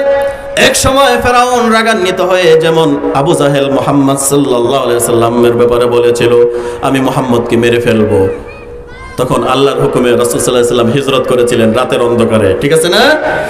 মুসা আলাইহিস সালাম বললেন, যখন আমি দাওয়াতি কাজে বের হলাম, ফেরাউন তখন বলল, ওয়াকালা ফিরাউন যারুনি আকাতুল মুসা ওয়ালিয়াদউ রাব্বাহ। ফেরাউন বলল, ওয়াকালা ফিরাউন, সে বলল, ফেরাউন বলল, যারুনি, আমাকে ছেড়ে দাও, আমাকে ছেড়ে দাও, আকাতুল মুসা, আমি মুসাকে হত্যা করব, মুসাকে আমি মেরে ফেলবো, ওয়ালিয়াদউ রাব্বা, সে তার রবকে ডেকে ডেকুক, তাকে বাঁচাতে পারে কিনা, আমি মুসাকে মেরে ফেলবো। কে বলল? ফেরাউন বলল। সবাই বলেন, কে বলল? ফেরাউন বলল, আমি মুসাকে মেরে ফেলবো, আমাকে ছেড়ে দাও। যারা ক্ষমতার মসনদে, গোটা পৃথিবী তথা বাংলাদেশেও যারা ক্ষমতার মসনদে ছিল, যারা ইসলামী আন্দোলন করেছে, তাদেরকে ধরে ধরে বলেছে তাদেরকে মেরে ফেলবো, বিভিন্ন অজুহাত দিয়া, মিথ্যা মামলা দিয়া ফাঁসির দড়ি গলায় ঝুলায় শহীদ করে দিয়েছে। আমার বন্ধুগণ, ফেরাউন যখন বলল আমাকে ছেড়ে দাও, আমি মুসাকে মেরে ফেলবো, আমি মুসাকে হত্যা করব, মুসাকে আমি বাঁচিয়ে রাখবো না, ইন্নী আখাফু আইয়ুবাদদিলা দীনাকুম, আমি চিন্তা ভাবনা করছি এবং আমার আশঙ্কা হচ্ছে, ইন্নী আখাফু আইয়ুবাদদিলা দীনাকুম আও আইয়ুযহারা ফিল আরদিল ফাসাদ, কারণ মুসা যে দাওয়াতি কাজ করছে, আমার ধারণা হচ্ছে মুসা আইয়ুবাদদিলা দীনাকুম, তোমাদের যে আইন আছে, ব্যবস্থা আছে, এটা মুসা পাল্টায় দেবে। যদি এটা না পাল্টায়, অন্ততপক্ষে আও আইয়ুযহিরা ফিল আরদিল ফাসাদ। নাউযুবিল্লাহ পড়েন। ফেরাউন বলতেছে, আমার ধারণা হচ্ছে মুসা তোমাদের যে আইন ব্যবস্থা আমি বানালাম, আইন সমাজ যেটা দিয়ে আমি চালাই, এটা মুসা পরিবর্তন করে দেবে। যদি পরিবর্তন না করে, আও আইয়ুযহিরা ফিল আরদি, তাহলে জমিনে ফাসাদ সৃষ্টি করবে। মুসা আলাইহিস সালাম নাকি ফাসাদ সৃষ্টি করবে। চোর আর সিনাজুরি, চুরি তো চুরি আর সিনাজুরি, নিজে সমাজে বিশৃঙ্খলা সৃষ্টি করে নবীর উপরে দোষ চাপাচ্ছে। আমাদের সমাজে চোর চুরি করে চুরে, লুণ্ঠন করে চুরে, সমস্ত অপবাদ, মিথ্যা অপবাদ, মিথ্যা তকমা বাংলার জমিনে একটা ইসলামী দলের উপরে সবকিছু চাপায়া দেয়, আছে না নাই? আমার বন্ধুগণ, মুসা আলাইহিস সালামের ব্যাপারে বললেন, সে তোমাদের দিনের মধ্যে ফাসাদ সৃষ্টি করবে, আইন ব্যবস্থাকে ধ্বংস করে দেবে। ফেরাউন বুঝতো, কারণ ফেরাউন জানে মুসা আলাইহিস সালাম যেই দাওয়াত দিচ্ছে, সেই দাওয়াত যদি মানুষ গ্রহণ করে নেয়, ফেরাউনের দাওয়াত থাকবে না। ঠিক কিনা? ঠিক কিনা? যার কারণে আমার বন্ধুগণ, আল্লাহ পাক রব্বুল আলামিন যত নবী পাঠালেন, সমস্ত নবীর দাওয়াত ছিল আনি আবুদুল্লাহ। এই দাওয়াতি কাজ করতে গিয়ে আল্লাহ পাক রব্বুল আলামিন নবীদেরকে দুইটা আরো দায়িত্ব দিয়েছেন, আমরু বিল মারুফ ওয়ান নাহি আনিল মুনকার। সৎ কাজের আদেশ করার জন্য বলেছেন, অসৎ কাজের নিষেধ করতে বলেছেন। এখন আমরা অনেকেই মনে করি শুধু সৎ কাজের আদেশ করব, একজনে নামাজ পড়ে না তাকে শুধু নামাজের দাওয়াত দেব। একটা চোর আছে, বদমাশ আছে, সমাজের জুলুমবাজ আছে, চাঁদাবাজ আছে, তারে চাঁদাবাজি করতে আমরা কখনো নিষেধ করি না, এরকম আছি না নেই? এরকম করলে মুমিন থাকা যাবে না। মান রাআ মিনকুম মুনকারান ফালিগাইয়িরহু বিয়াদিহি ফাইন লাম ইস্তাতি' ফাবিকলবি ফাইন লাম ইস্তাতি' ফাবিলিসানি ওয়াযালিকা আযআফুল ঈমান। রাসূলুল্লাহ সাল্লাল্লাহু আলাইহি ওয়াসাল্লাম বললেন, মান রাআ মিনকুম মুনকারান ফালিগাইয়িরহু বিয়াদিহি। তোমাদের সমাজে যখন কোনো খারাপ কাজ হবে, কোনো বেহায়াপনা হবে, কোনো বেলেল্লাপনা হবে, কোরআনের বিরুদ্ধে কোনো আইন যখন হবে, ইসলামী শরীয়তের বিরুদ্ধে যখন কোনো আইন চলবে, সেই আইনের বিরুদ্ধে তোমরা বিরোধিতা করো। বিয়াদিহি, হাত দ্বারা প্রতিহত করো। কিসের দ্বারা? কথা বলেন, কিসের দ্বারা? হাত দ্বারা প্রতিহত করো। ফাইল্লাম ইয়াস্তাতি' ফাবিলিসানি, হাত দ্বারা যদি প্রতিহত না করো তাহলে জবান দ্বারা প্রতিহত করো। জবানের প্রতিহত কি? আপনি যদি বক্তৃতা দিতে পারেন, বক্তৃতার মাধ্যমে এটার বিরোধিতা করেন। আপনি যদি সংবাদ পাঠ করতে পারেন, সংবাদ পাঠের মাধ্যমে এটার বিরোধিতা করেন। আপনি যদি লিখতে পারেন, লেখার মাধ্যমে হাত দ্বারা লিখে বিরোধিতা করেন। ফাইল্লাম ইয়াস্তাতি' ফাবিকলবি, যদি হাত দ্বারাও না পারেন, মুখ দ্বারাও না পারেন, ফাইল্লাম ইয়াস্তাতি' ফাবিকলবি, অন্তর দিয়ে এই জালেমদেরকে ধিক্কার দিয়ে সমাজ থেকে বিতাড়িত করে দেয়। ওয়াযালিকা আযআফুল ঈমান, এটা ঈমান, এটা ঈমান। এখন দেখেন আল্লাহ পাক রব্বুল আলামিন বলছেন, আমি যদি তাদেরকে ক্ষমতা দেই, আমি যদি তাদেরকে দাওয়াত দেই, আমি যদি তাদের কাছে রাষ্ট্র ক্ষমতা তুলে দেই, তারা কি করবে? আল্লাযীনা ইম্মাক্কান্নাহুম ফিল আরদি আকামুস সালাহ ওয়া আতাউয যাকাতা ওয়া আমারু বিল মা'রুফি ওয়া নাহাউ আনিল মুনকার।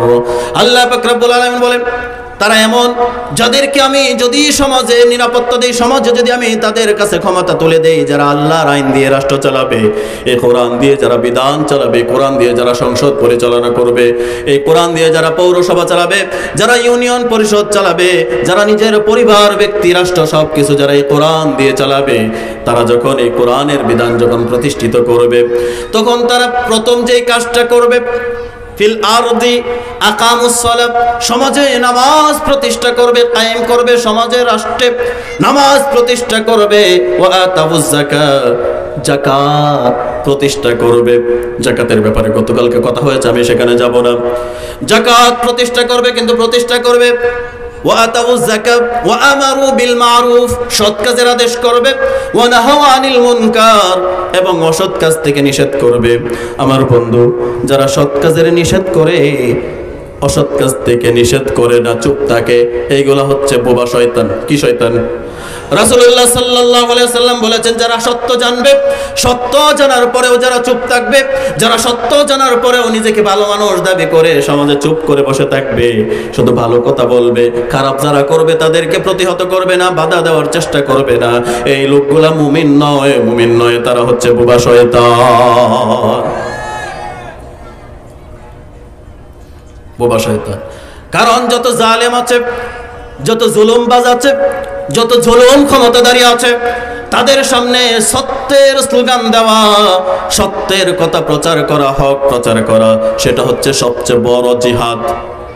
বলেছেন কে? আল্লাহ রাসূল বলেছেন, কালিমাতু হাক্কিন ইনদা সুলতানিন জাইর, সত্যের স্বৈরাচারী শাসকের সামনে, স্বৈরাচারী জুলুমের সামনে, স্বৈরাচারী সমাজপতির সামনে, স্বৈরাচারী পিতার সামনে, স্বৈরাচারী নেতার সামনে, এমপির সামনে, মন্ত্রীর সামনে, আহ্বায়কের সামনে সত্যের স্লোগান দেওয়া, সত্য প্রতিষ্ঠার জন্য কথা বলা, এটা হচ্ছে সবচেয়ে বড় জিহাদ। আমার বন্ধুগণ, আল্লাহ পাক রব্বুল আলামিন বললেন, তাগুতের কাছে যাবা না, তাগুতকে বর্জন করে চলবা। এখন তাগুতকে যারা সহযোগী বানায়, এটা আপনি দেখার পরেও যদি তাকে সমর্থন করেন, আপনি তখন পরিপূর্ণ মুমিন হতে পারবেন। না, কারণ চুরি যে করে, চোরকে যে সহযোগিতা করে, ওই সমান চোর। চুরি করার জন্য ঘরে কি সবাই ঢুকে? কেউ রাস্তার মোড়ে দাঁড়ায়, কেউ ঘরের হাইসে দাঁড়ায়, আর কেউ কাজ করে। দরজার মুখে থাকে কিছু, রাস্তার মোড়ে থাকে কিছু। এখন যে রাস্তার মোড়ে চুরি করতে আসে নাই, জিনিসে হাত দেয় নাই, ধরে নাই, সে কি চোর না? কথা বলেন, আরে সে চোর কিনা?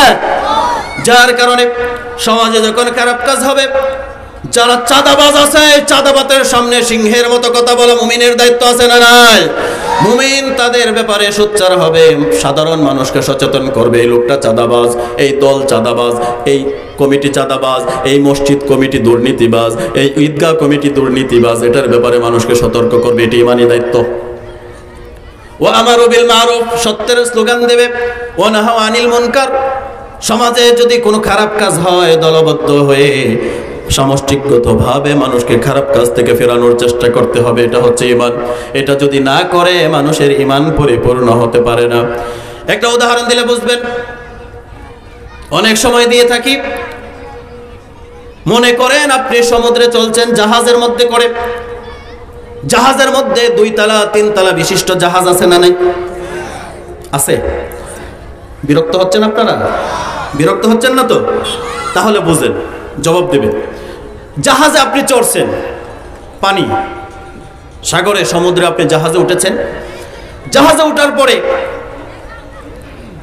নিচতলা মানুষ আছে, ওপর তলায়ও মানুষ আছে, কিন্তু নিচতলাতে পানির কোনো কল নাই, পানির কোনো ব্যবস্থা নাই। পানির ব্যবস্থা হচ্ছে উপরের তলায়। কোন তলায়? সবাই বলেন, কোন তলায়? শুধু শুনবেন না, ব্রেন কাটা বুঝতে হবে, কিন্তু কোথার কথা কোথায় যায়, কোন জায়গার কথা কোন জায়গায় যায় বুঝতে হবে। কিন্তু উপরের তলায় পানির ব্যবস্থা আছে, নিচতলায় পানির ব্যবস্থা নেই। নিচতলার মানুষের খাবারের পানির প্রয়োজন হয়, গোসলের পানির প্রয়োজন হয়, ওজুর পানির প্রয়োজন হয়, বিভিন্ন পানির প্রয়োজন হয়। তারা কিছুক্ষণ পর পর উপরের তলায় যায় পানির জন্য। জাহাজ কয়টা? একটা। নিচতলার মানুষ কোন তলায় যায় পানি আনার জন্য? উপরের তলায় যায় পানি আনার জন্য। কয়েকবার যাওয়ার পরে উপর তলার মানুষ মনে করলো, বেটা এত বিরক্ত আর ভালো লাগে না, আমাদের কাছে আর পানি নিতে আসবে না। নিচতলার মানুষও মন খারাপ করে নিচে আসলো। তখন একজন বলল যে, পানির জন্য এত চিন্তা কিসের? তারা যেহেতু আমাদের পানি দেবে না, আমাদের তো পানির অভাব নাই, একটা শাবল অথবা কোরাল একটা নেও, জাহাজের তলা ছিদ্র করো, পানির অভাব আছে? আমার বন্ধুগণ, শাবল নিয়ে অথবা কোরাল নিয়ে, কোনো অস্ত্র নিয়ে, কোনো হাতিয়ার দিয়ে জাহাজের তলা ফুটো করতে শুরু করলো। এখন জাহাজের যাত্রী যারা আছে, তারা যদি নীরব দর্শকের ভূমিকায় থাকে, তারা যদি দাঁড়ায়া দাঁড়ায়া এই জাহাজ ছিদ্র করা দেখে, এটার মধ্যে ভালো এবং খারাপ যারা আছে সবাই ডুববে নাকি কেউ বেঁচে যাবে? জাহাজে ভালো মানুষ দেখে দেখে রাখবে, আর যারা খারাপ তাদেরকে তলিয়ে দেবে, এরকম। এখন আপনার দায়িত্ব কি হবে বলেন? যখন তারা কোরাল নিয়ে, অস্ত্র দিয়ে যখন জাহাজের পাটাতন ফুটো করতে যাবে, তখন আপনি কি করবেন বলেন? জবাব আপনারা দেন, জোরে বলেন, আরো জোরে। বাধা দেবেন। ঠিক এরকম ভাবে সমাজে যদি কোনো চোর বদমাশ, সমাজে যদি কোনো চাঁদাবাজ, সমাজে যদি কোনো লুটতরাজ, কোনো সমাজে যদি কোনো দাঙ্গা হামলাকারী যদি সমাজটাকে ধ্বংস করতে চায়, তাহলে সকলে মিলে একজোট হয়ে দলবদ্ধভাবে জোটগতভাবে এই চাঁদাবাজের বিরুদ্ধে রুখে দেওয়ার দরকার আছে না?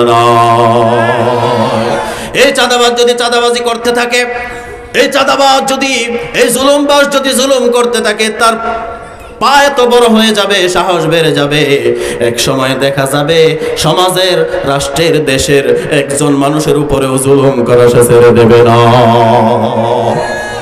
আমার বন্ধু, জুলুম করা যাবে না। জুলুম আপনাকে বন্ধ করতে হবে এবং এক আল্লাহর আনুগত্য করতে হবে, এক আল্লাহর দিকে মানুষকে দাওয়াত দিতে হবে, তাগুতকে বর্জন করতে হবে। তাগুতকে যদি বর্জন করে চলেন, তাহলে আপনি পরিপূর্ণ মুমিন হবেন। এখন আল্লাহর দিকে যারা দাওয়াত দিতে যাবে, এই যে আনিয়াবুদুল্লাহ, আল্লাহর ইবাদত করো, আল্লাহর আনুগত্য করো, দিন প্রতিষ্ঠা করো, দিন কায়েম করো, ওয়ানহা আনিল মুনকার, অসৎ কাজের নিষেধ করো।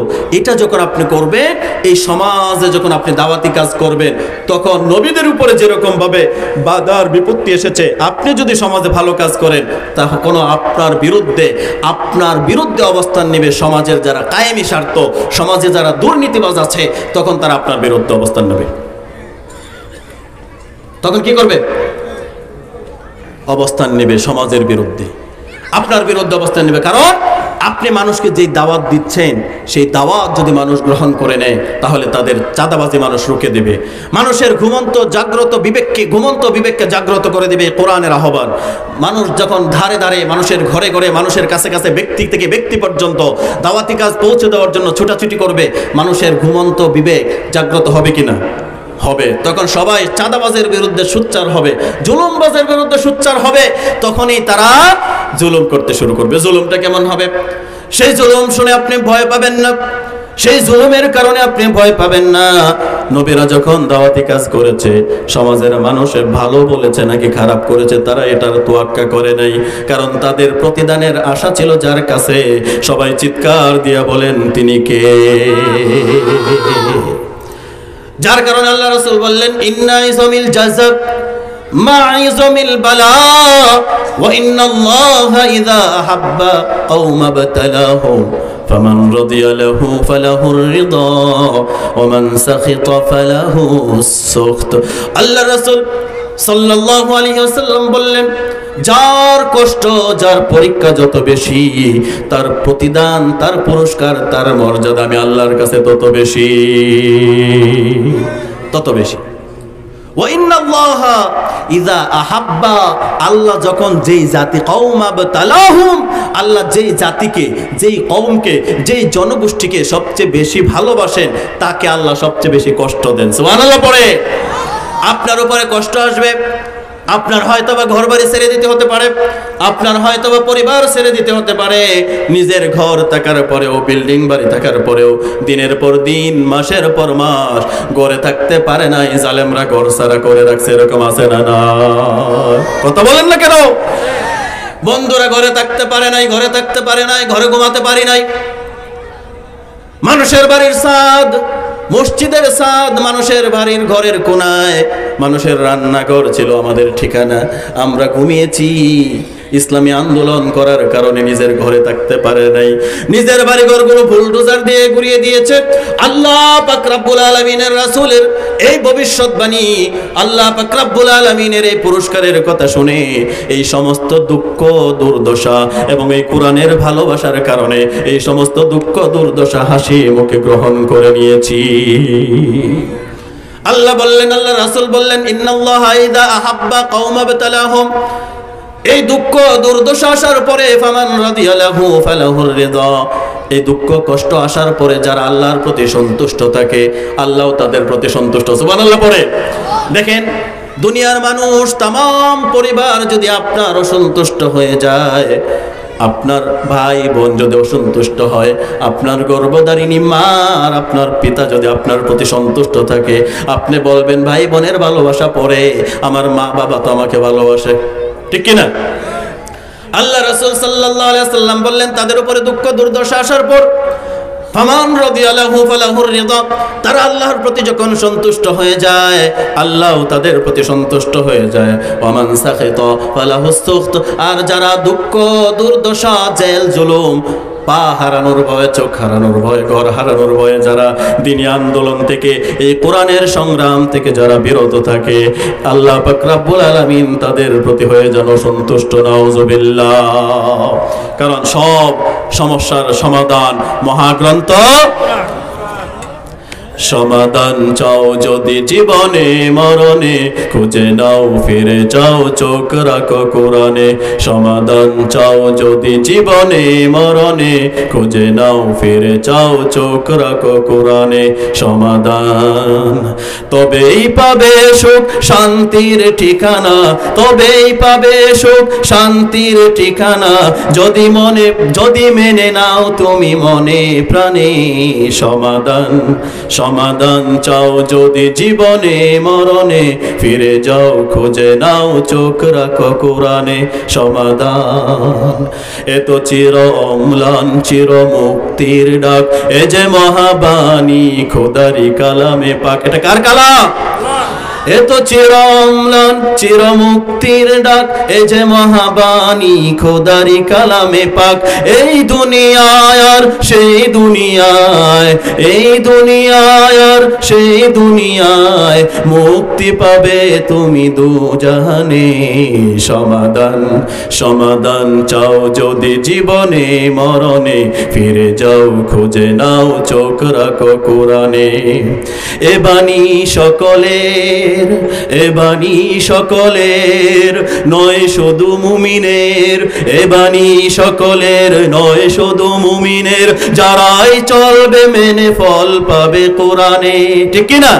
এ কোরআন শুধু মুমিনের নয়, এই কোরআন শুধু মুসলমানের নয়, এই কোরআন শুধু আরবের নয়, এই কোরআন শুধু আফ্রিকানদের নয়, এই কোরআন হচ্ছে গোটা মানব মণ্ডলীর জন্য এক হেদায়েতের গ্রন্থ। আল্লাহু আকবার। যালিকাল কিতাবু লা রাইবা ফীহি হুদাল লিল মুত্তাকিন। এই কোরআন সকলের, এটার মধ্যে কোনো সন্দেহ নাই, সংশয় নাই। আপনি যখন এই কোরআনের দাওয়াত, আল্লাহর রাসূলের দাওয়াত যখন আপনি গ্রহণ করবেন, আল্লাহর কোরআন যখন প্রতিষ্ঠার জন্য, আল্লাহর হুকুম পালনের জন্য যখন কাজ করবেন, বাধা আসবে। এই বাধা যখন আসবে আপনার কাছে, আপনি বাধাকে উপেক্ষা করে যখন সামনের দিকে অগ্রসর হবেন, দিন কায়েমের জন্য যখন আপনি চলবেন, আপনার যখন বাধা বিপত্তি আসবে, এই সব কিছু দেখুন দূরে ঠেলে আপনি যখন সম্মুখ প্রাণে অগ্রসর হবেন, এটার পুরস্কার দিয়ে দিবেন কে? কারণ আপনি যখন ভালো কাজ করবেন, সমাজে যখন আপনি দাওয়াতি কাজ করবেন, তখন আপনার উপরে বাধা আসবে এবং আল্লাহ পরীক্ষা করবেন। এটা বলেছেন কে? আল্লাহ নিজে বলেছেন, وَلَنَبْلُوَنَّكُمْ بِشَيْءٍ مِّنَ الْخَوْفِ وَالْجُوعِ وَنَقْصٍ مِّنَ الْأَمْوَالِ وَالْأَنفُسِ وَالثَّمَرَاتِ وَبَشِّرِ الصَّابِرِينَ। আল্লাহু আকবার বলেন। আল্লাহ বললেন, ওয়ালানাবলুওয়ান্নাকুম, আমি মানুষদেরকে পরীক্ষা করব, বিশাইইম মিনাল খাউফ, তাকে আমি কখনো ভয় দেখাবো। সেই ভয়টা কিসের হতে পারে? কায়েমি স্বার্থের মাধ্যমে আপনাকে জেলের ভয় দেখাতে হতে পারে। আপনার কোনো জমি জমা নাই, একখণ্ড বাবার রেখে যাওয়া জমি আছে, এই জমির মধ্যে হালকা কিছু শাকসবজি আপনি ফসল ফলান, নিজের পরিবারের জন্য বক্ষণ করেন, সেই জমিনটাকে দখল করার জন্য আপনাকে হুমকি দেবে। বিশাইইম মিনাল খাউফ, আপনাকে ভয় দেখাবে, ভীতি দেখাবে। জুয়া, আপনাকে ক্ষুধার মধ্যে ফেলে দেবে, ক্ষুধার অভাবের তাড়নায় আপনাকে রাখবে। কারণ যারা ইসলামের জন্য কাজ করবে, দিনের দিন পলাতক থাকার কারণে খাওয়ার সুযোগ হয় না, এরকম আছে না নাই? কোরআনের সাথে মিলাবেন, শুধু শুনবেন এরকম না, কোরআনের সাথে প্রেক্ষাপট মিলাবে, বাস্তবতা মিলাবে। আল্লাহর এই জীবন্ত কোরআন, এই জীবন্ত কোরআন, এই জীবন্ত কোরআন, এই কোরআন কখনো পুরাতন হয় না, এই কোরআন কখনো জীর্ণ হয় না, এই কোরআন কখনো শীর্ণ হয় না। সুবহানাল্লাহ পড়ে। আল্লাহ রাসূল সাল্লাল্লাহু আলাইহি ওয়াসাল্লাম বলেছেন, বাতিলুহু আমিকু, যাহিরুহু আমিকু ওয়া বাতিনুহু আমিকু। এই কোরআন কখনো, এই কোরআনের গভীরতা অনেক গভীর। এই কোরআন কখনো পুরাতন হবে না, এই কোরআন কখনো জীর্ণ হবে না, শীর্ণ হবে না। এই কোরআনের মর্যাদা এবং এই কোরআনের অলৌকিকত্ব কিয়ামত পর্যন্ত যিনি টিকায় রাখবেন তিনি কে? কয়েকজনে বললেন, কেন আল্লাহর নাম নিতে লজ্জা লাগে, শরম লাগে, ভয় লাগে? চিৎকার দিয়া বলেন, এটার মর্যাদা যিনি টিকিয়ে রাখবেন তিনি কে? আল্লাহ পাক রব্বুল আলামিন এটার মর্যাদাকে টিকিয়ে রাখবেন, কারণ এই কোরআন হেফাজতের দায়িত্ব আমার আল্লাহ নিয়েছেন। ইন্না নাহনু নাযালনা যিকরা ওয়া ইন্না লাহু লাহাফিজুন। এই জিকির আমি অবতীর্ণ করেছি, এটা আমি হেফাজত করব। যার কারণে আল্লাহ যখন বললেন, আমি তোমাদেরকে খোদার মধ্যে ফেলে দেব, খোদার ভয়, জালেম শাসকের ভয়, জুয়ানা কাসিম মিনাল আমওয়াল, তোমার সম্পত্তির ক্ষতি করব, ওয়াল আনফুস, তোমার নিজের ব্যক্তির ক্ষতি করব। তুমি সঠিক পথে চলার কারণে জালেমের আক্রমণে তোমার হয়তো একটা পা চলে যাবে, তোমার একটা সুন্দর গাড়ি ছিল, গাড়িটা হয়তো ভেঙে যাবে, তোমার নিজের মালের ক্ষতি আমি আল্লাহ করব। ওয়াল আনফুসি ওয়াস সামারাত, ফসল ফলাদির জমির ক্ষতি আমি করব। ওয়াস সামারাত ওয়া নাকসিম মিনাল আমওয়ালি ওয়াল আনফুসি ওয়াস সামারাত ওয়াবাশশিরিস সাবিরিন। এত কিছুর পরেও যারা সবর করবে তাদের জন্য সুসংবাদ দিয়েছেন যিনি, তিনি কে? আল্লাহ। যার কারণে আপনি যখন ভালো কাজ করবেন তখন বাধা আসবে। আপনি যখন সমাজে কোরআন প্রতিষ্ঠা করতে চাইবেন, আল্লাহ রাসূলের এই যে সূরাতুন নাহলের 36 নম্বর আয়াত, কি আয়াত? 36 নম্বর আয়াত, ওয়ালাকাদ বাসনা ফি কুল্লি উম্মাতির রাসূলা, আমি প্রত্যেক কওমের কাছে নবী পাঠিয়েছি এবং প্রত্যেক নবীর দাওয়াতের মিশন ছিল একটা, আল্লাহর ইবাদত করো, তাগুতকে বর্জন করো। তাগুত বুঝতে পেরেছেন? তাগুত কারা? মনে আছে প্রথমের কথা?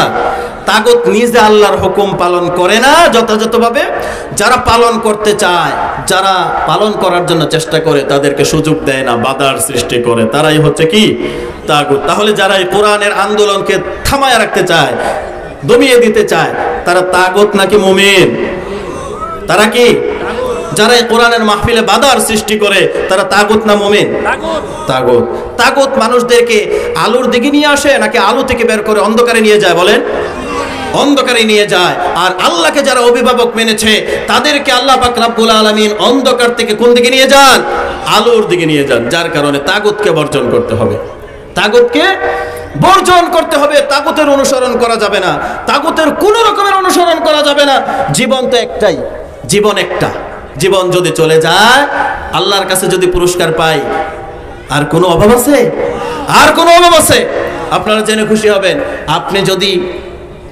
আপনি যদি দ্বীন প্রতিষ্ঠার জন্য কোরআনের এই আনিয়াবুদুল্লাহ, আল্লাহর ইবাদতের আনুগত্য করার কারণে, আল্লাহর দ্বীন প্রতিষ্ঠার কারণে যদি আপনি লা ইলাহা ইল্লাল্লাহর দাওয়াত পৌঁছানোর কারণে, কারণ লা ইলাহা ইল্লাল্লাহ মানে সমাজের কোনো আইন প্রণয়ন নেতা আমরা মানি না, আমরা শুধু আল্লাহর আইন, আল্লাহর পদ্ধতিকে মানি। এই দাওয়াত দিতে গিয়ে যদি আপনি মৃত্যুবরণ করেন, শাহাদাতের মৃত্যু যদি আপনার হয়, আপনার জন্য পুরস্কারের ব্যবস্থা করে দিয়েছেন আল্লাহ। সুবহানাল্লাহ পড়ে। পুরস্কারটা কেমন? রাসূলুল্লাহ সাল্লাল্লাহু আলাইহি ওয়াসাল্লাম বলেছেন, কেউ যদি মন থেকে শাহাদাতের তামান্না করে, কেউ যদি মন থেকে চায় আমি শহীদ একটা মৃত্যু চাই, কারণ শহীদ মৃত্যুর মর্যাদা এমন মর্যাদা, শহীদ হয়ে যারা মৃত্যুবরণ করবে হাসরের দিন আল্লাহ যখন বলবেন তুমি কি চাও, বলবে আল্লাহ আমি আর কিচ্ছু চাই না, আমাকে 10 বার দুনিয়াতে পাঠাও, 10 বার তোমার রাহে, তোমার পথে জিহাদ করে জীবনটাকে উৎসর্গ করে দিয়ে আসি। সুবহানাল্লাহ বলতে পারেন না? আল্লাহ রাসূল বলছেন, মা ইয়াজিদু শাহিদু মিম্মাসিল কাতলি ইল্লা কামা ইয়াজিদু আহাদুকুম মিম্মাসিল কারসা। যারা দ্বীনি আন্দোলন করতে গিয়ে, আল্লাহর আইন প্রতিষ্ঠা করতে গিয়ে যারা জীবন দেয়, যারা জীবনকে উৎসর্গ করে দেয়, তাদের ব্যাপারে রাসূলুল্লাহ সাল্লাল্লাহু আলাইহি ওয়াসাল্লাম বলেছেন, সেই সমস্ত শহীদদেরকে তোমরা হয়তো মনে করো যে তাদেরকে গলার মধ্যে ফাঁসির দড়ি দেওয়া হয়েছে, কত জানি কষ্ট হয়েছে, তাদেরকে আবু সাঈদের বুকের মধ্যে কাছ থেকে বুলেট দিয়ে জাজরা করে দেওয়া হয়েছে, কিন্তু আবু সাঈদের উদ্দেশ্য ছিল আবু সাঈদ এই সমাজকে দুর্নীতি মুক্ত করবে, জালেম শাসকের হাত থেকে এই দেশের মানুষকে রক্ষা করবে। মুগ্ধের উদ্দেশ্য ছিল মুগ্ধ পানি পান করাবে, যুদ্ধের ময়দানে বন্ধুদেরকে, সহকর্মী সহপাঠীদেরকে পানি পান করাবে। তার উদ্দেশ্যও ছিল পানি পান করে একটু সহযোগিতা করে এই জালেমের হাত থেকে মানুষকে রক্ষা করবে। তারা যখন জীবন দিয়েছে, আপনি মনে করতে পারেন মুগ্ধের বুকে যখন গুলি করেছে, আপনি মনে করতে পারেন সোহানকে যখন শহীদ করা হয়েছে, আলী আহসান, মোহাম্মদ মুজাহিদ, মতিউর রহমান নিজামী, আল্লামা দেলোয়ার হোসেন সাঈদী সহ যাদেরকে হাসপাতালের মধ্যে ষড়যন্ত্র করে হত্যা করেছে, আপনি যখন তাদের ফাঁসির ব্যাপারে চিন্তা করবেন, হয়তো মনে হতে পারে ফাঁসির দড়ি গলায় দিয়েছে, ইনজেকশন পুশ করেছে, জানি কষ্ট হয়েছে, কিন্তু তাদের সন্তুষ্টি ছিল কার দিকে? সবাই বলেন কার দিকে? যার কারণে আল্লাহ রাসূল বললেন, মা ইয়াজিদু শাহিদু মিম্মাসিল কাতলি ইল্লা কামা ইয়াজিদু আহাদুকুম মিম্মাসিল কারসা। যারা দ্বীন প্রতিষ্ঠার জন্য যারা জীবনকে উৎসর্গ করে দেয়, তাদের মৃত্যুর কষ্টটা এমন কষ্ট, আপনি সামনে বসে আছেন, একটা পিপিলিকায় যদি আপনার শরীরে উঠে কামড় দেয়, আপনি যতটুকু ব্যথা অনুভব করবেন, এই আল্লাহর দিনের জন্য ফাঁসির দড়ি আর বুলেটের জাজরা হওয়াবো একটা পিপিলিকার কামড়ের কষ্টের চাইতে আর বেশি কিছু হতে পারে না। সুবহানাল্লাহ পড়ে। বুঝতে পেরেছেন? ফাঁসির দড়ি একটা পিপিলিকার কামড়, যার কারণে দিন প্রতিষ্ঠার আন্দোলনে আমরা প্রত্যেকেই শরীক হতে চাই কিনা? আমরা প্রত্যেকে শরীক হতে চাই কিনা? দিন প্রতিষ্ঠার আন্দোলনে আমরা প্রত্যেকেই শরীক হতে চাই, এবং সেটার বাস্তবায়ন আল্লাহ রাসূল সাল্লাল্লাহু আলাইহি ওয়াসাল্লাম যে পদ্ধতি দিয়েছেন, যেই তরিকা দিয়েছেন, সেই তরিকা। কারণ সমাজ লা তাআতা লিমাখলুকিন ফি মাসিয়াতিল খালক, স্রষ্টার অবাধ্য হয়ে সৃষ্টির আনুগত্য করা জায়েজ নাই, হারাম। আল্লাহর আইন বাদ দিয়ে কোনো মানুষের আইন প্রণয়ন করা, কোনো মানুষের আইনকে মানা, এটা নিষিদ্ধ করে দিয়েছেন কে?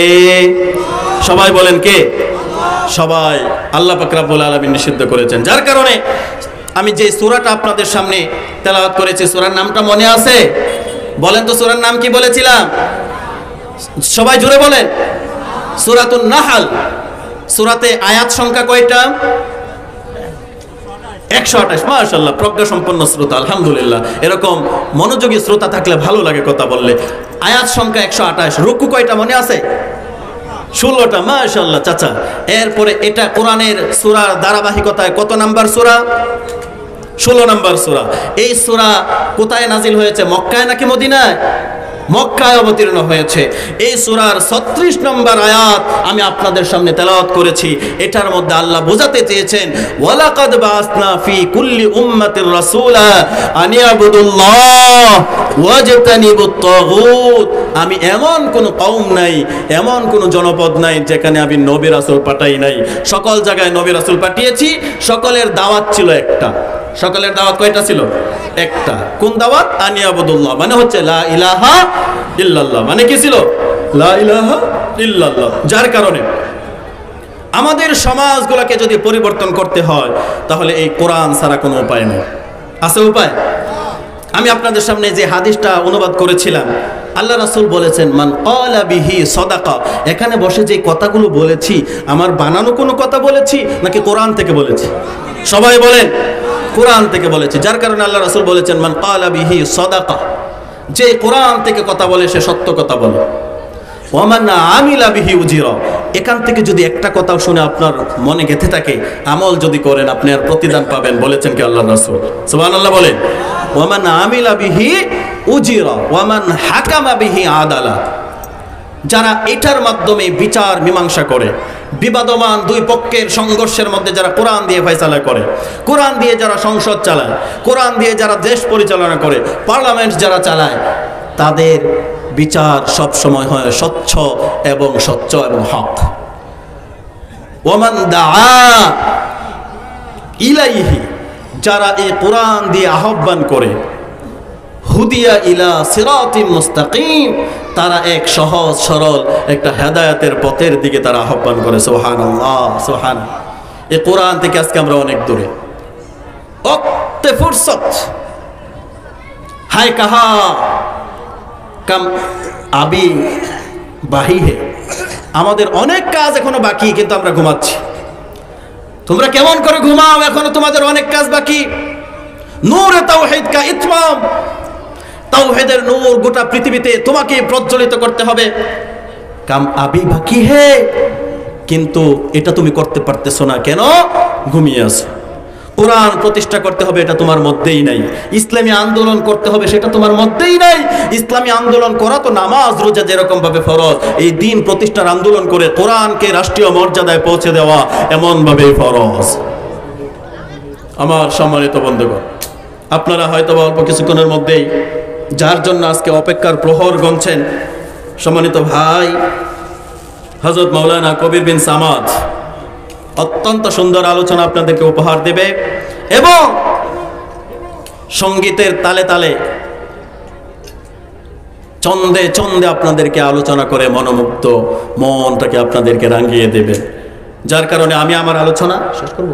আসছে ভাই, আসছে, মঞ্চে আসছে, চালাবো। জি, একটু জিকির করেন, লা ইলাহা ইল্লাল্লাহ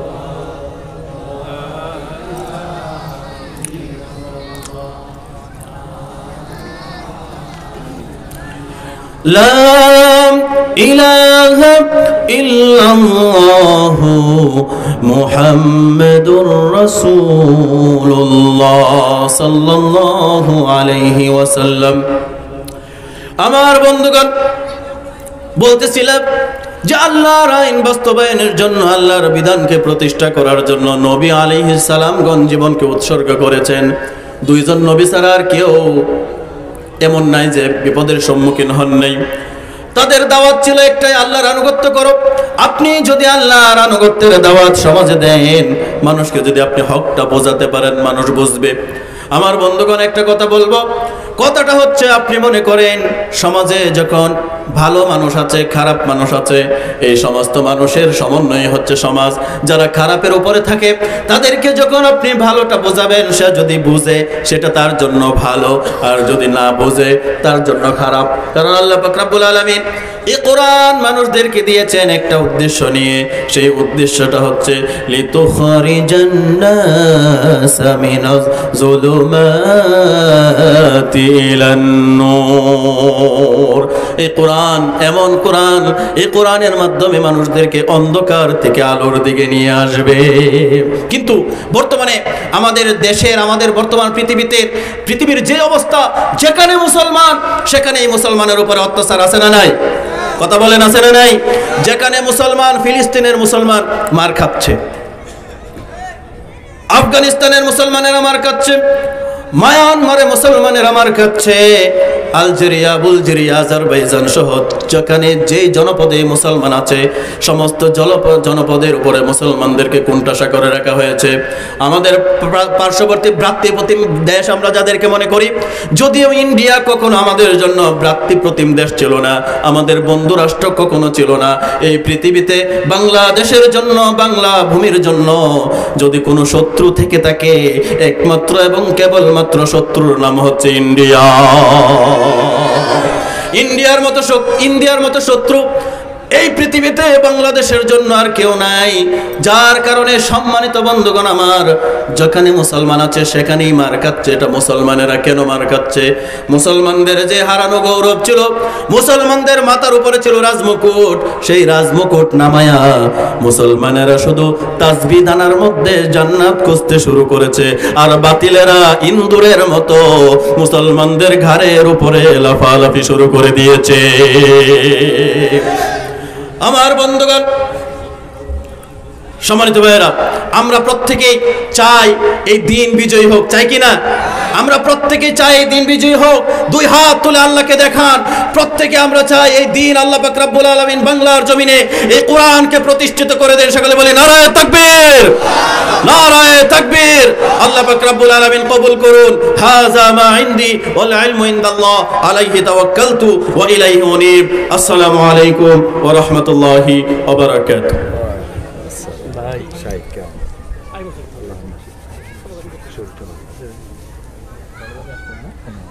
আপনি শুরু করলে আসছে তাকবীর দেই, নারে তাকবীর।